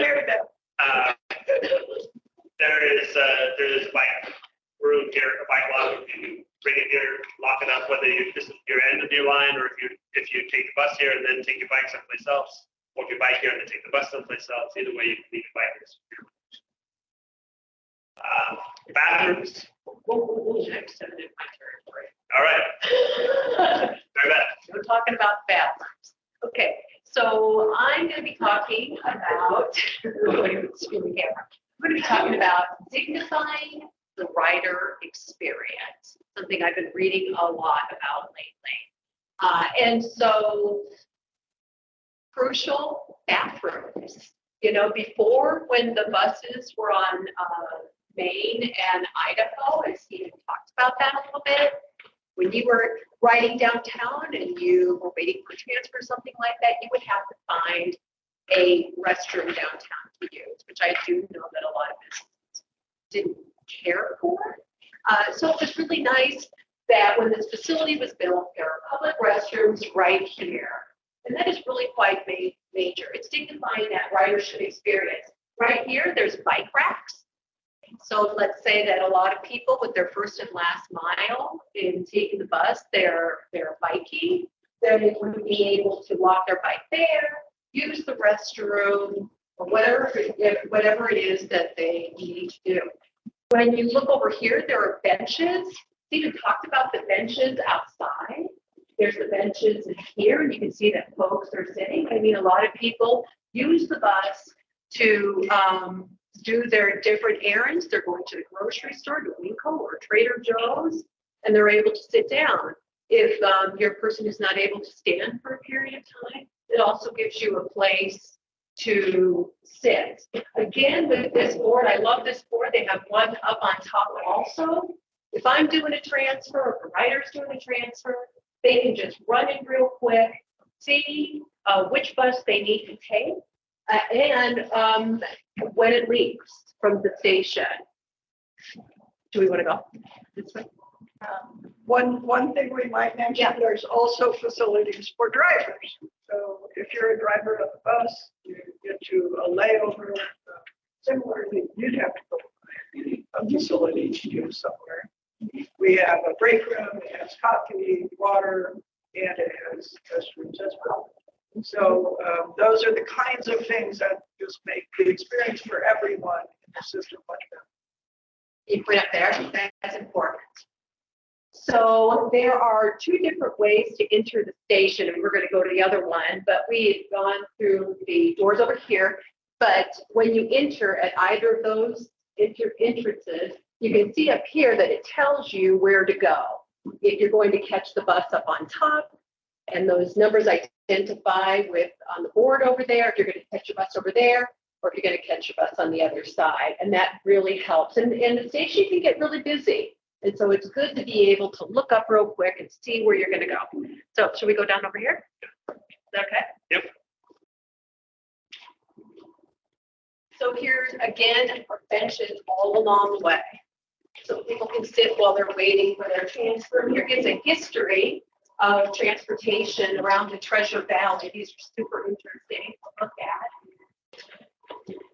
And over here, which is very appreciative, is there is security at the Main Street station. And also over here are the windows. If anybody has any questions about how they pay or what bus do they take, here are the stations right here. Over here is one of those boards. And then also there are maps right here where you could actually take a look at where the routes run, when they depart, and a rounder with the maps. Over here are the sliding doors. So if your person might have a difficult time being able to open a door, you can just walk through here. And here's another area where you can catch the buses there. We're gonna either take the stairs, or there's the elevator right there, which is nice. So if you're a person who's not gonna be able to take the stairs, you can take the elevator, or if you have a bike or a stroller, you can use that. Also, trash receptacles, very important too. You know, it keeps the station really clean, and that's one thing I would have to say, is that this station is always clean. The restrooms are clean, the facilities are clean, the buses are very clean. As a resident, personally, I take a lot of pride in this station, and I'm glad that Walter brought up that a lot of people don't realize that this even exists. And when we go upstairs, and hopefully Jason will put the camera pointing down, I remember the very first time I walked in this station. I had just visited my daughter in New York City, and when I walked in here, it was almost magical. It was almost like we are in a metropolitan area. It was like walking into the subway system of New York City. I was just totally blown away. So should we go upstairs and we'll just take a peek outdoors? Mary Beth, this is Susan. Hey, I agree with you. Susan agrees. There's also. Susan just, Did you say it's magical? she said she agrees with it, yeah. Yep. Starts earlier than the second arrives and stays there. Stephen. What's the difference in a buck and a half and 4 people? So there, we have fair information here to identify as at a glance what people need to be paying. You'll notice that there's two different kinds of fares. There's local and a universal. That's what the L and the U stands for. And so if you're going to be taking any of the express routes between Ada County and Canyon County, that's the universal fare. And then everything else is a local fare. And then you can see you've got different categories, whether you're an adult or if there are reduced fares for seniors, students, persons with disabilities. And the third When you bought it. the 31-day fare is good for 31 days. So it's a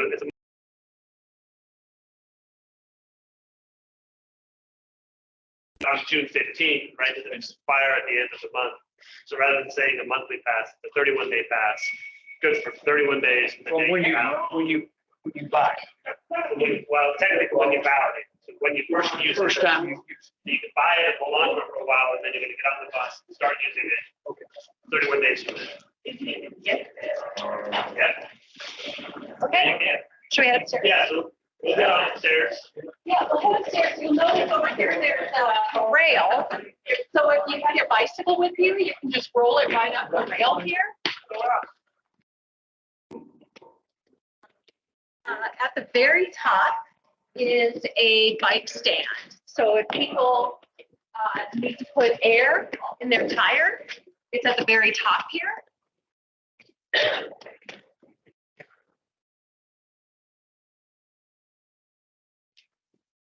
So at the top of the stairs, when you enter the station from the street, you turn around and here is this incredible mural and more artwork. Over here is another one of those electronic boards that can tell people about their routes. More maps. There's the elevator. And yes, the bike rack also, there's where that is at. So there are tools there. And also they can put air in their bikes. And I see a lot of people use it. So a lot of people use it. We're going to take a little peek. One quick thing I'll point out here is when we met with the what are they called? The Idaho Commission for the Blind and Visually Impaired. They were talking about Main Street Station, and they brought up something which I hadn't really noticed, which is there are no truncated domes, so there's no tactile visual marker for where the stairs start, which didn't seem like a big deal, but it actually, if you're standing here, even as a sighted person, it's all gray. You don't really notice the stairs start, and so that's something that we'll be looking to improve. Is making sure that there's some kind of marker there at the top of the stairs before you first step in. So there's always room for us to improve, and we want to get that feedback, whether that be from this body or others, as to how we make sure that the services or the facilities are as safe and usable as possible. So we're gonna go outside where some of the bus on top. Quick peek. Oh, good. So you can see where the buses line up down there. Before this was built, the buses would line up against this street and they would line up on the next street. So if you needed to do a transfer and go from Idaho to over here, you had to get across all the intersections, run real quick so that you could make your transfer. There are shelters down there. Today is a perfect example of maybe a day where it's really, really chilly. You have to wait for your bus here. People like to come in here and wait to make their transfers. But again, it's dignifying that rider experience of they matter. We don't want you to be out here super duper hot or in the chilly weather. You're going to be able to go in there and wait for your bus. And you can tell when your bus is going to be here because you're going to be able to look on that. So that's it. I mean, to me, it tells that rider rather than waiting out in the elements. Things are very, very basic. It sends that message that you matter. We want you to be comfortable, and we want you to have a good experience riding the bus. And I personally, as a rider of several decades, love this station. Okay. Well, I think you can.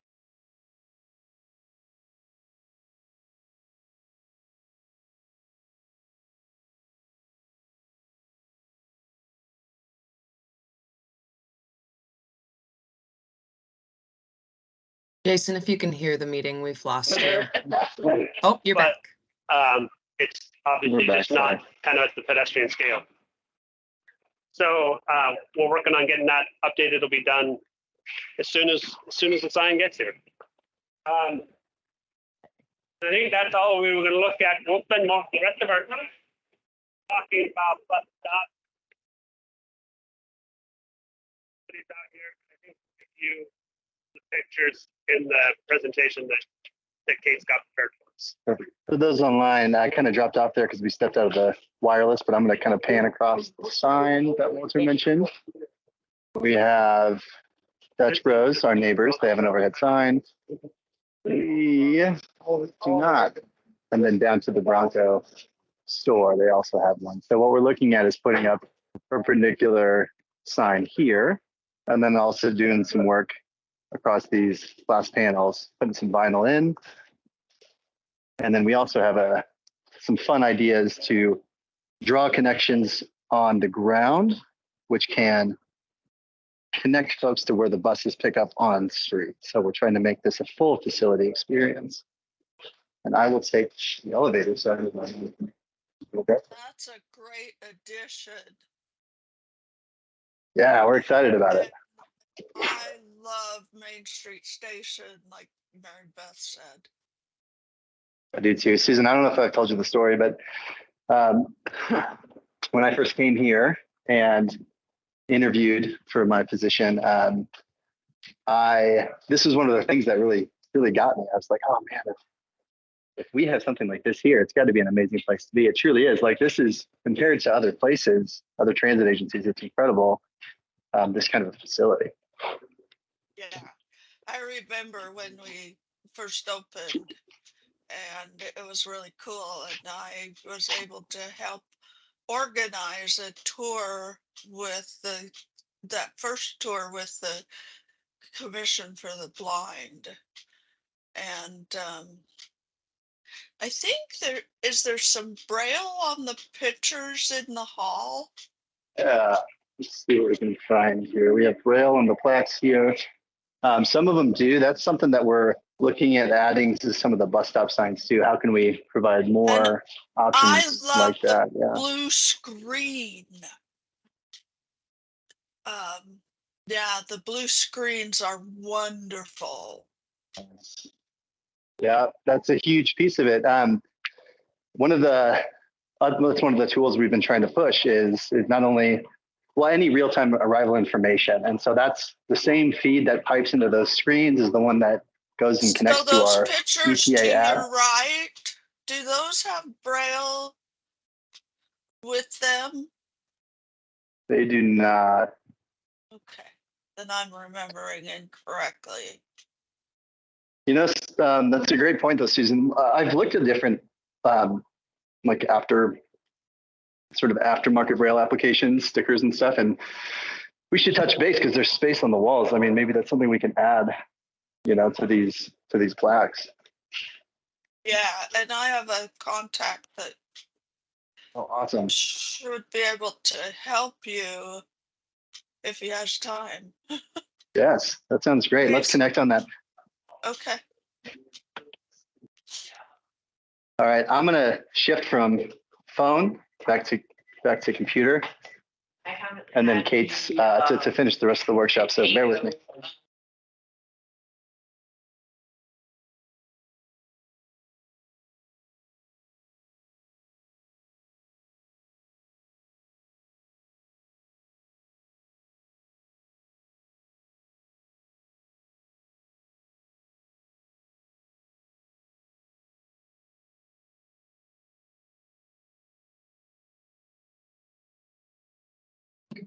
And we're back. Everyone online here? We can, we Yes. can. Smooth transition. Are they gonna be able to hear me from there? Yeah, so the range is pretty good. Hey, for you folks online, how did the walking camera work? This is Megan Zuchny. I really loved it. That was great. It worked out great. And we were even able. Item 5, which is now B, which is kicked all and the bus stop improvements information. And Get fast. I'm not saying you make it fast, but you're pushed into a corner. Okay. Okay, bus stop workshop. So as you guys know, we did a new network redesign that got approved in October. We're gonna implement that next summer. A big part of that is the bus stops in our system and implementing new bus stops and improving bus stops. As we talk about the Better Bus Initiative, one of the key focus areas was better bus stops as a focus area, as well as improving the ridership experience for folks. And bus stops are really the gateway or the portal to our whole bus network system. So what people's experience at the bus stop can affect the rest of their journey. So anyway, I just want to give you a quick rundown of, next slide, please, of our VRT's approach to bus stops and what we're currently doing to improve them and how we prioritize them. And then get some feedback from you all on specific bus stops and some of the priorities. So first, I just want to run through the bus stop typology and kit of parts, implementation schedule, talk about the inventory, and then go through some examples. Okay, what is the height of that sign? How many inches or feet? That's a great question. Hang on, and I'll go get one. My lovely assistant, Mike would be right back with the stop sign.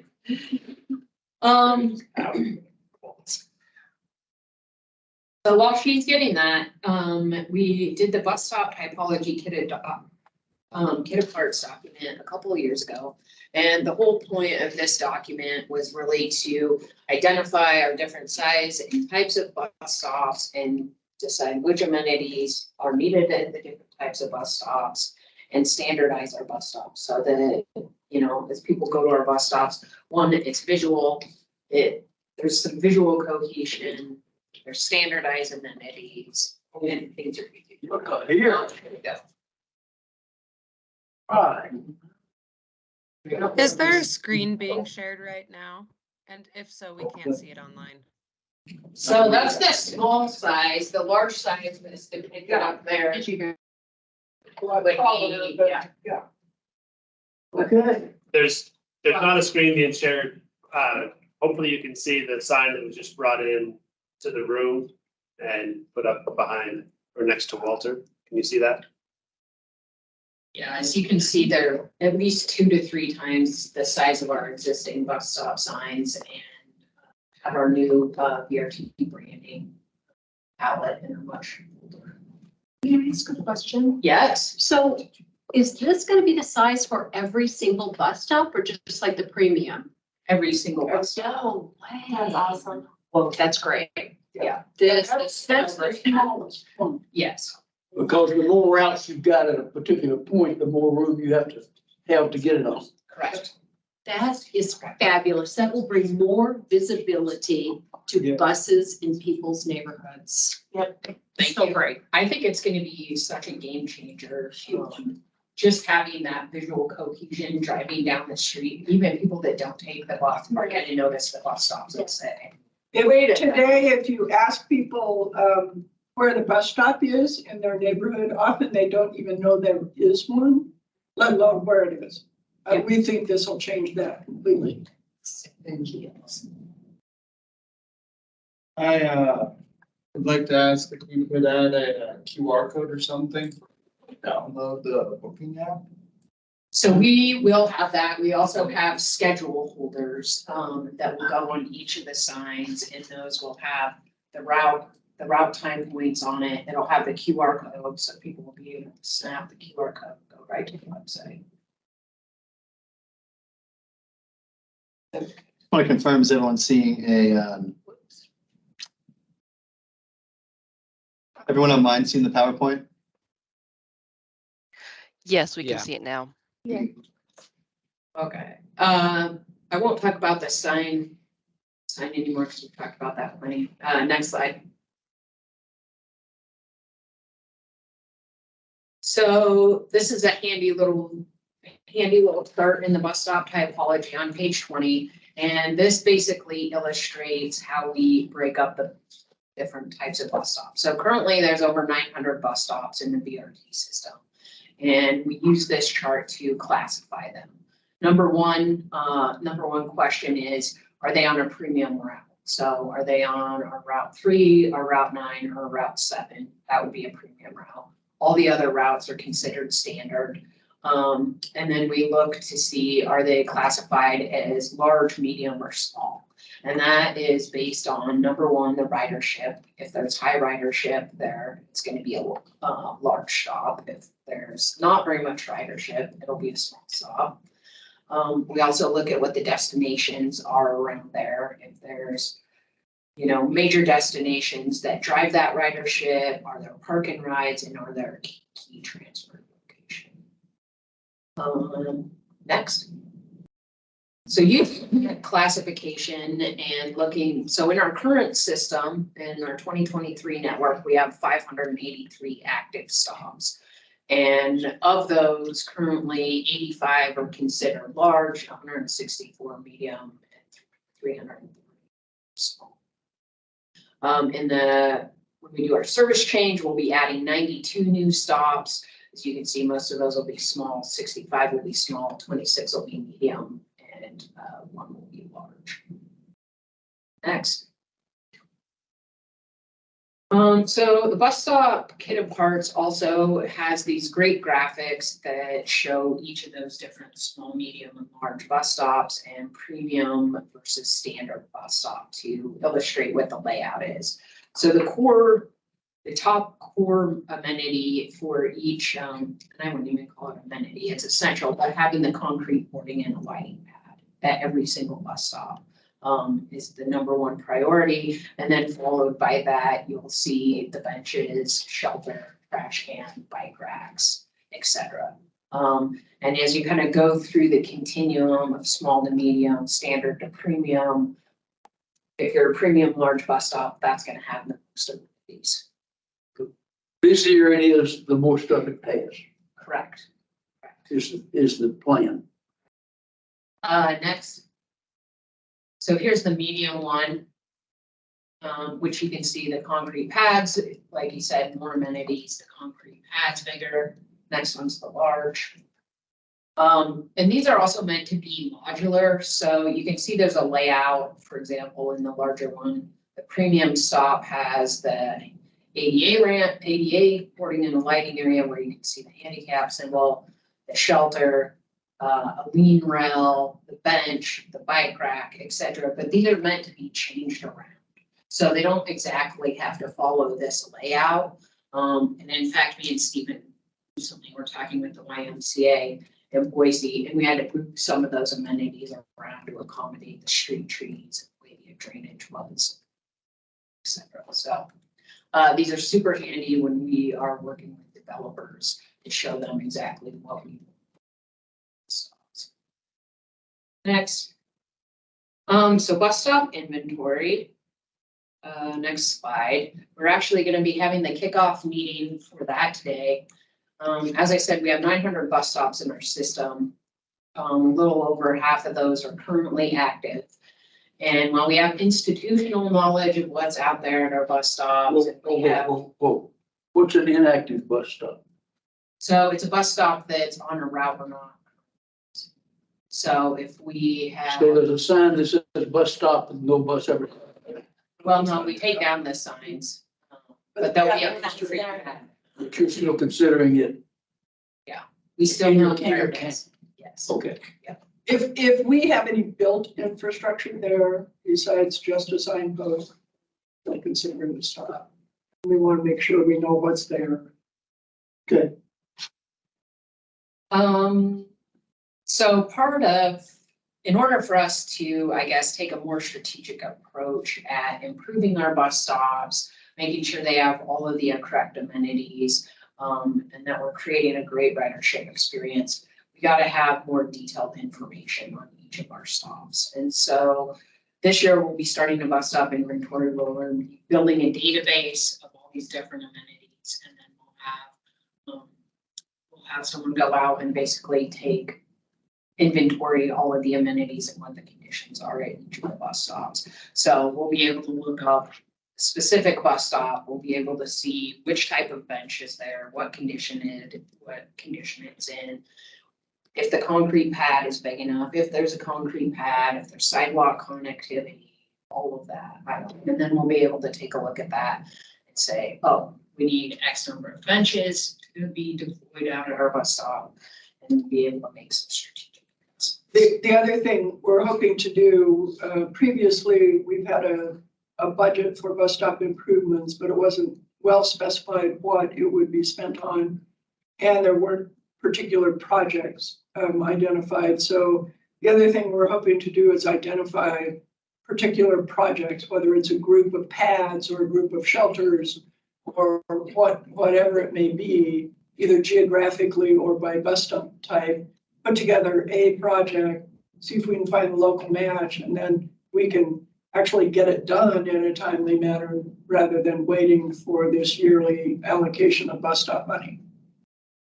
Where you have a new developer, and you want a bus stop, you have the ability to get them, be required to put it in at their cost.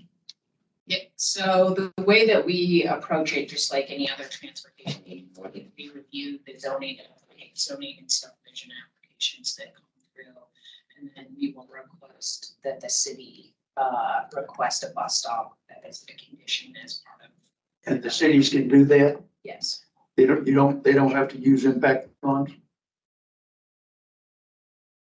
Well, I'm talking about developer written checks. No, the developer would pay directly for it. They would. They would, yeah. And what we've specifically been asking is for a concrete. Okay. And then BRT. Because the Valley's got a really good track record, in my opinion, of telling developers, yes, you will. As opposed to having to negotiate, maybe I won't. And there's room to improve on how we interact with developers, certainly. Right. In particular, bus stops are where they should be for operations, but that doesn't mean necessarily that's not necessarily the only generator. So you might have the only place that's going to create demand for the bus stop. So it's a little bit like intersections. And somebody comes in off an intersection that might have an impact on the nearby intersection. That's where impact fees come into play and how ACHD collects those. There isn't really a mechanism for us to collect some kind of impact fee for transit infrastructure that's not on the developer's property. That makes sense. So maybe you've got a developer that comes in between two stops. They want to be supportive of transit. Maybe we could add a shelter or something, but there's nothing currently that would allow us to take money for an improvement that's off of their property. And so those are some areas that we're looking to, I think, figure out how we make that happen. The other thing I'd note is that this inventory will help because right now it's based on institutional knowledge, what it is we need there. And now we'll be able to point to the inventory and say, Put it on paper or in a computer or something. Do you do it by number? Every bus stop's gonna have a unique number? Yeah, No, okay, yeah, our stop ID here, so this is designated by the county and then the city. So Ada, Boise, 162. And each bus stop has its unique number and all the new signs will have that unique number. that's the key on your chart or spreadsheet or whatever. Correct. And on the GIS map. Keep it. Okay, next slide.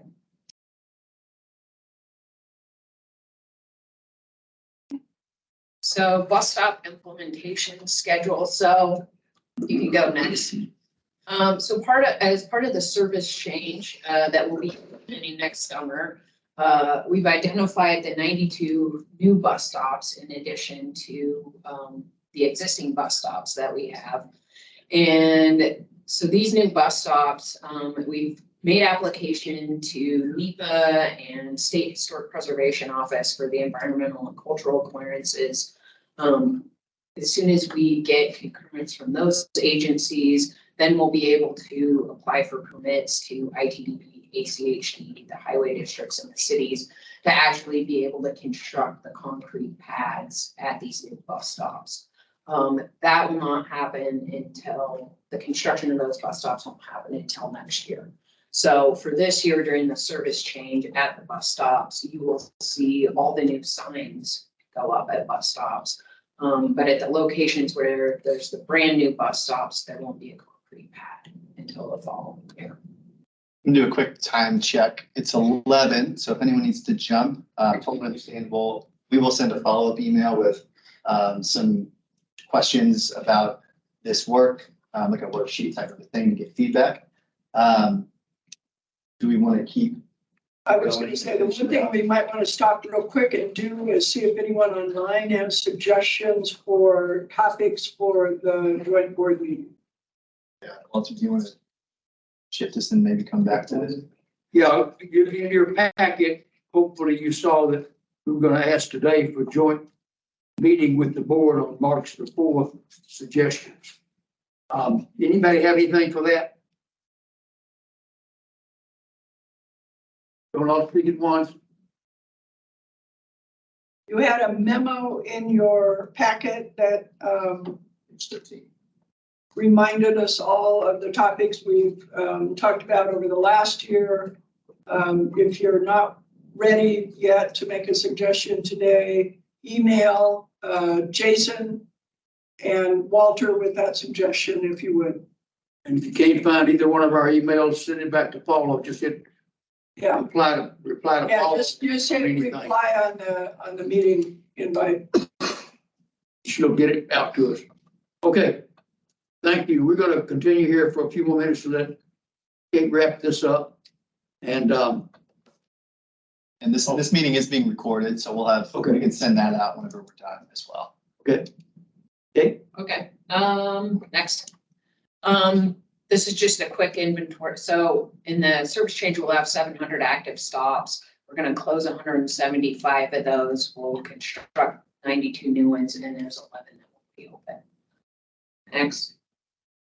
So we currently, as we kind of talked about already, prioritize our bus stop improvements by number one. Are they our large bus stops that are higher ridership? Are they on premium routes? Then we look at what the frequency is, and frequency on the local routes and commute routes, and then as well as what other construction improvements. We've partnered with ACHD and ITD on road projects, developers, so there's bus stop improvements happening through joint partnerships, not just BRT.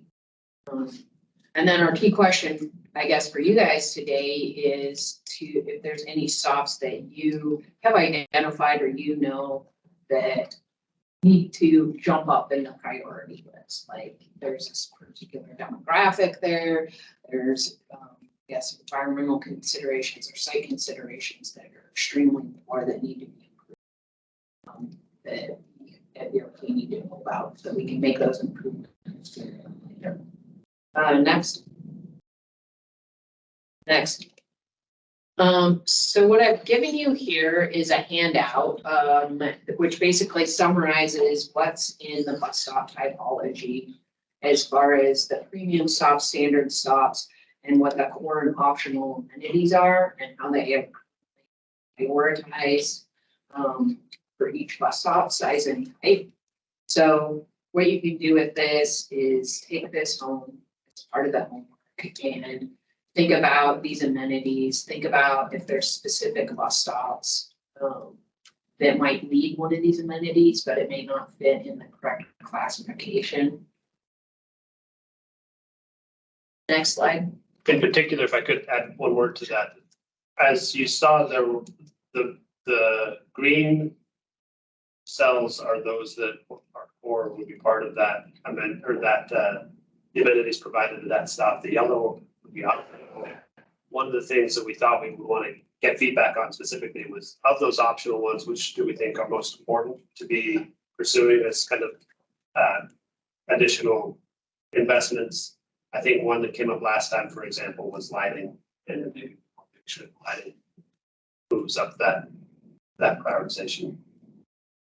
And when we say you guys, we mean anybody that you guys represent. You know, if you don't have other bus riders, you have people, and they've said, my bus stop is terrible. Say, where is your bus stop? You know, ask those questions, because we depend on you guys' feedback to get some of this information. Could I pass out some of these to people at the Coldwell Y, if that's okay? Ready to replace them? Sure. I can give you some more copies. Yes. And if you go to the next slide, I just have like a couple examples, I guess. Hey, before you get off of the matrix or whatever you call it, what's in the QR code? What will the QR code get me? It will take you directly to the main page of the BRT website. Why wouldn't it be at the small bus stop? It will be at all the bus stops. Okay, yeah, we need to update that. So as part of the sign late change, we're adding the schedule. So there'll be a QR code in the schedule. Okay, so that yellow is going to change to a green. Yeah. And I think you picked up the one from previous meeting somewhere at the top right. There was a futility. It was the bench at the large premium stop. It's that light green color. It's been fixed. Well, it's not okay. Fixed yet. Well, it's still not there. Yeah. Okay. Those are great suggestions.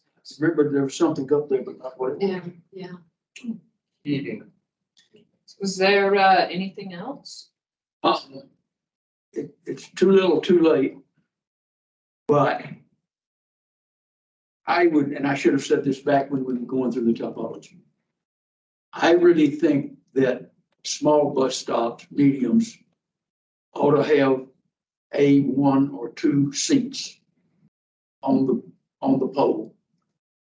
It does 2 things. Number one, it makes waiting obviously much more possible. 2, it does what we've just said a while ago, the larger signs do. It makes it stand out as a bus stop. Now, the small signs, the single pole, like that one, invisible. If you're not stopped there waiting for the light to change, you're never going to see that sign. But so larger, more visible, a seat, even a single there. you got my note that I found a company that looks like they can mount those seated poles on a slab and not have to dig a post hole, possibly. Yes. There, Okay. 6 feet is one version of that, yes. So are you saying to prioritize that as a core amenity for all small stops? If I had a full checkbook, I would. I don't know what the cost would be to do that. I don't know how many slots you got. Bigger. But yes, I mean, why have a bus stop if you just gotta stand there? A lot of the people using the buses need to sit. They're older, they're handicapped, they're, for whatever reason, 20 minutes standing there waiting on a 30-minute bus can be a killer. They'll be sitting on the fire plug. So I'm fine with that. In fact, if we do this, then what we can do is go out and costing. Say, okay, if we did this, this is how much it would cost. Here's how much we need in local funding to match federal so that we can do it. You, local partner, are you in? And right now I can't do that because I have no idea. Yeah, like I say, it's twofold. It's for the convenience of the customer. And two, it's for the visibility of the bus stop. Yeah. I would like to add, if I may, one of those bus stops I showed you guys at the last meeting online. The two close together ones or something? Yeah, one of them, it's a bus shelter, but it's got a bench that would be adequately long enough. A little to the left of it, or to the right of it. So maybe, is there a way to save on buying a new bench with that and move it into the shelter? They're called, well, advertising. It's not in the shelter. Not in the shelter, but it's next to it. It's the one on Linden, Logan, or no, 10th. 10th and. And there's no bench in the shelter. No, but there's one next to it. We should move it into the shelter. Yeah. But do you own it? It's got a Caldwell Dentistry ad on it. We could work with our provider to probably move that bench, yes. Okay. In some instances, we have a contract with a private sector provider who finds benches for advertising. Yeah, and of the 175 stops we're gonna be closing down, there's gonna be amenities at those stops, so we'll be able to remove them and then put them, redeploy them out to other bus stops. Hey, one thing that occurs to me, are we going to distinguish on the inventory which of the benches are provider owned and which are owned by us? Yes, we can do that. Okay, thank you. Need to be bigger than these chairs, I think, the benches. Okay. So you're saying a full size bench? Yeah. Pretty much. Okay. Because like, I can't always set something down on the ground, set this thing down on the ground, because it's raining. Yeah.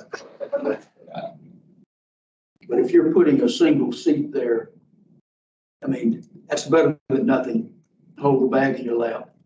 I mean, you don't have to put a bench everywhere. It's not my comment about a seat pole or a pole seat, what do we call them? Okay. What else? I'm just gonna go through some more examples here. Obviously, you can see there's no boarding in the lighting pad.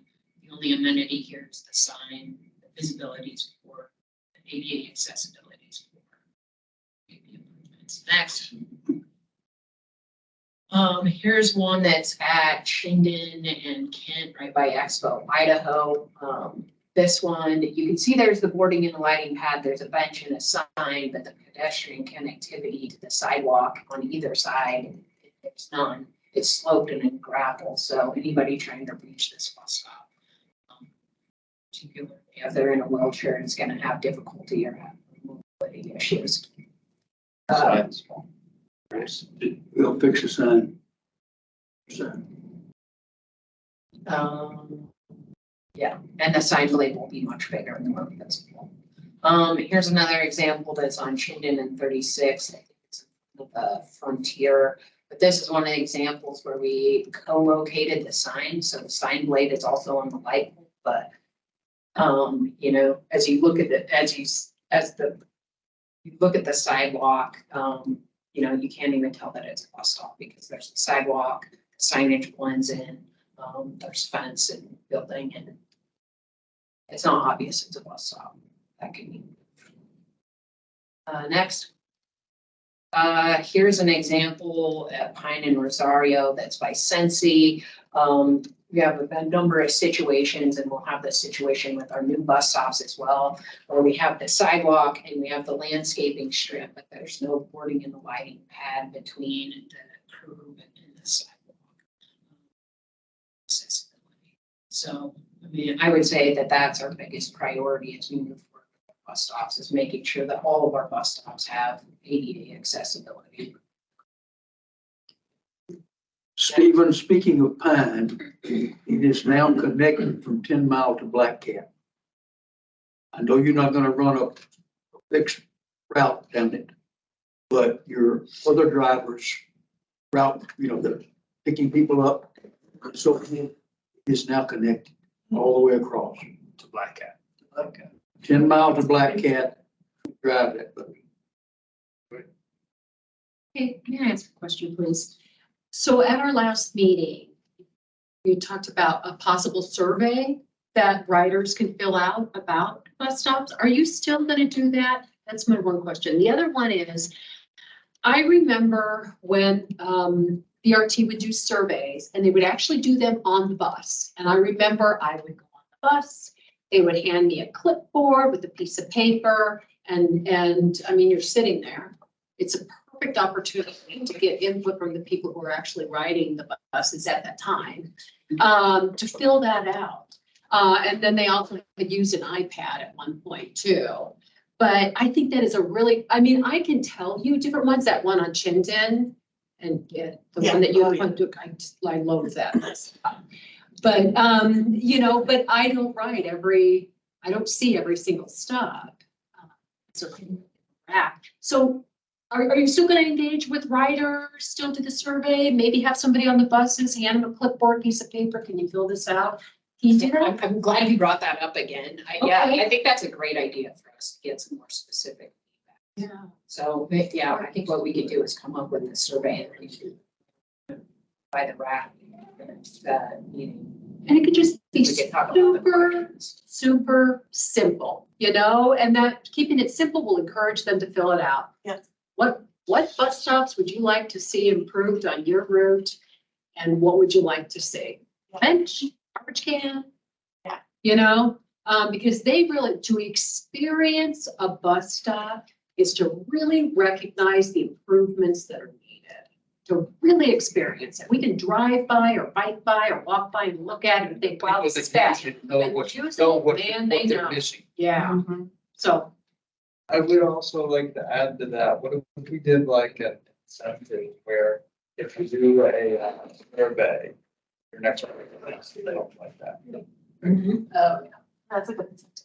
I would take as many surveys as you would let me. And like do that for access and on demand and fixed route. Okay, great idea. Next, just have a couple more here. Here's another example on Cleveland, on the Nampa Caldwell Boulevard. Pretty high speeds along the boulevard here. There's no crosswalk at this location. The sidewalk is right next to the lane of traffic. The sign is small. It just doesn't feel very safe. Bus stop on the other side is quite a ways down the street. Next.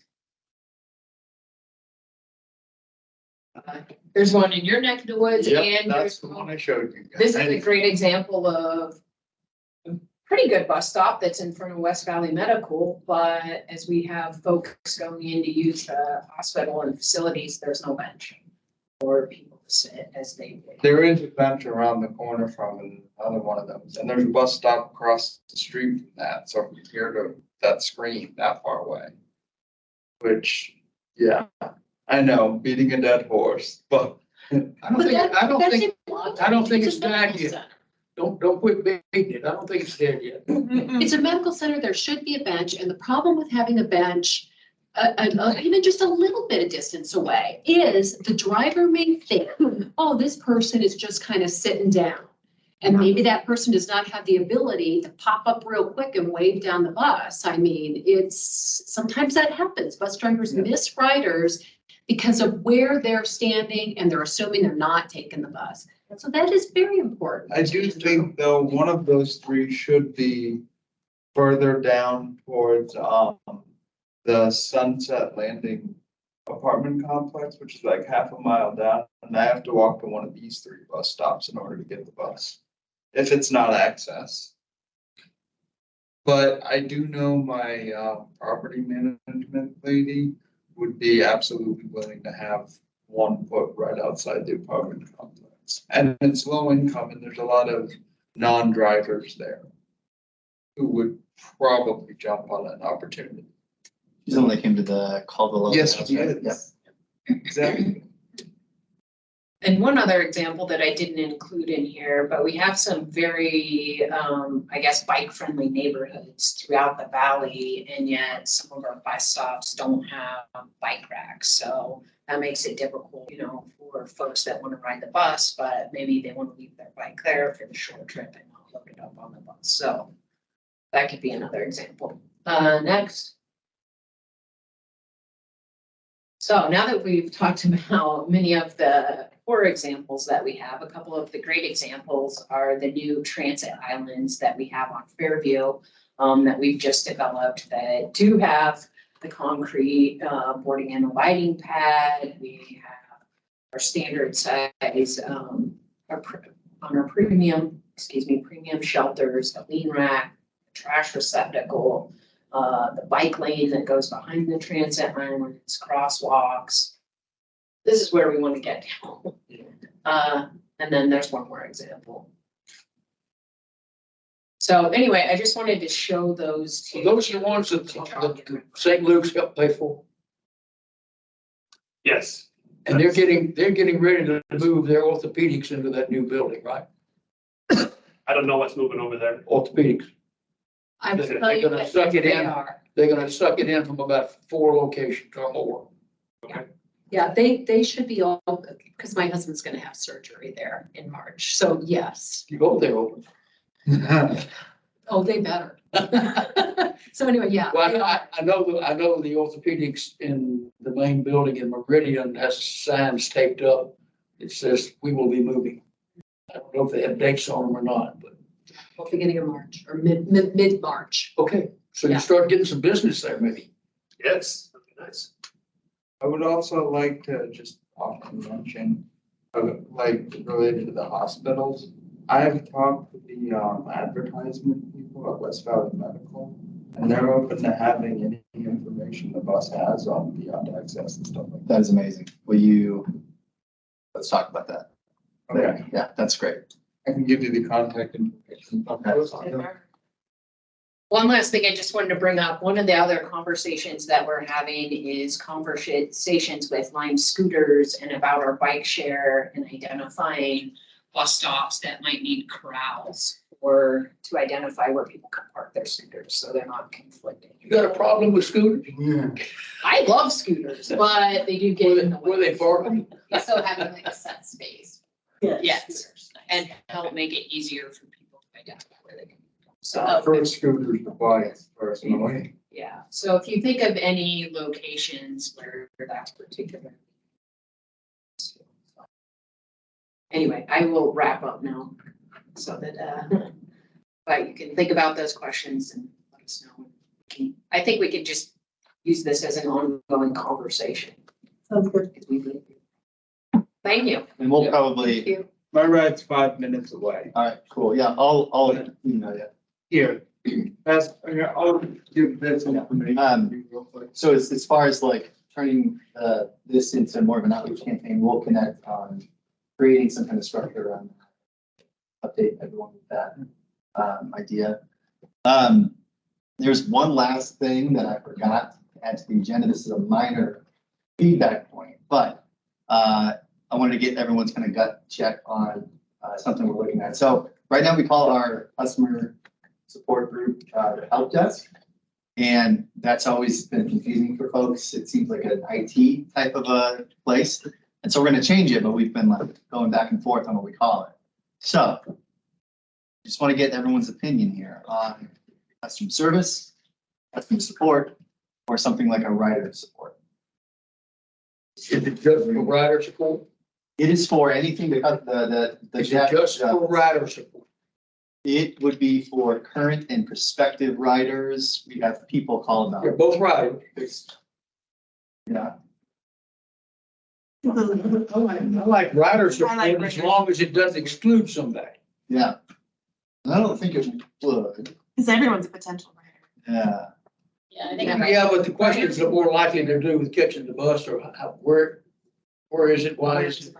Planning trips, spares, spare cards. I lean toward rider. Where's my glass? Rider support? Yeah. As long as you can't identify something that it would keep somebody from calling because they have a question and not, it doesn't have to do with riding.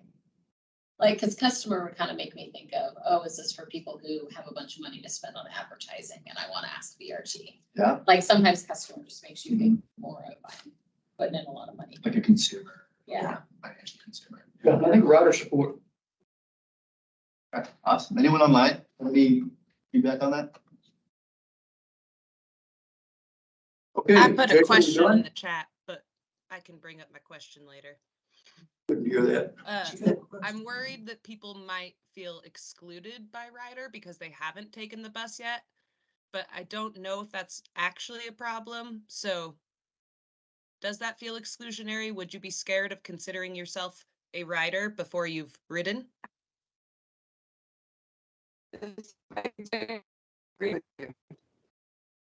No, I think prospective riders would consider themselves asking questions about riding. Yeah.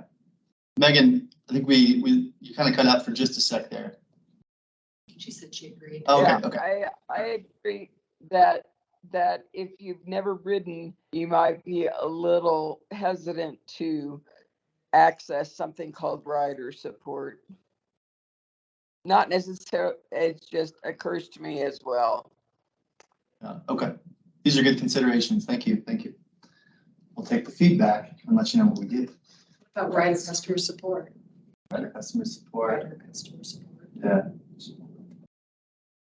What if we just called it support with no name attached? Support. Now we have more options than we started with. What happened? This is good. This is good. Okay, that was the last thing I wanted to throw out. Thank you. Okay, we appreciate your continued attendance to the end. We're well over time, but good discussion, good tool. If I have anything to say about it, the next time we do this down here, it will not be in the middle of winter. But those of y'all that could come, thank you very much. We understand those of you that found it hard to do and were not able to, we're glad you joined us online. So with that, I will remind you that there are other information in your packet. Various departments, it's worth reading and looking at, good information in that. And with that, unless somebody objects, we are adjourned. Thank you. Thanks, guys. Thank you. Thanks so much. Thanks everyone online. Stick it around. Thanks for your patience.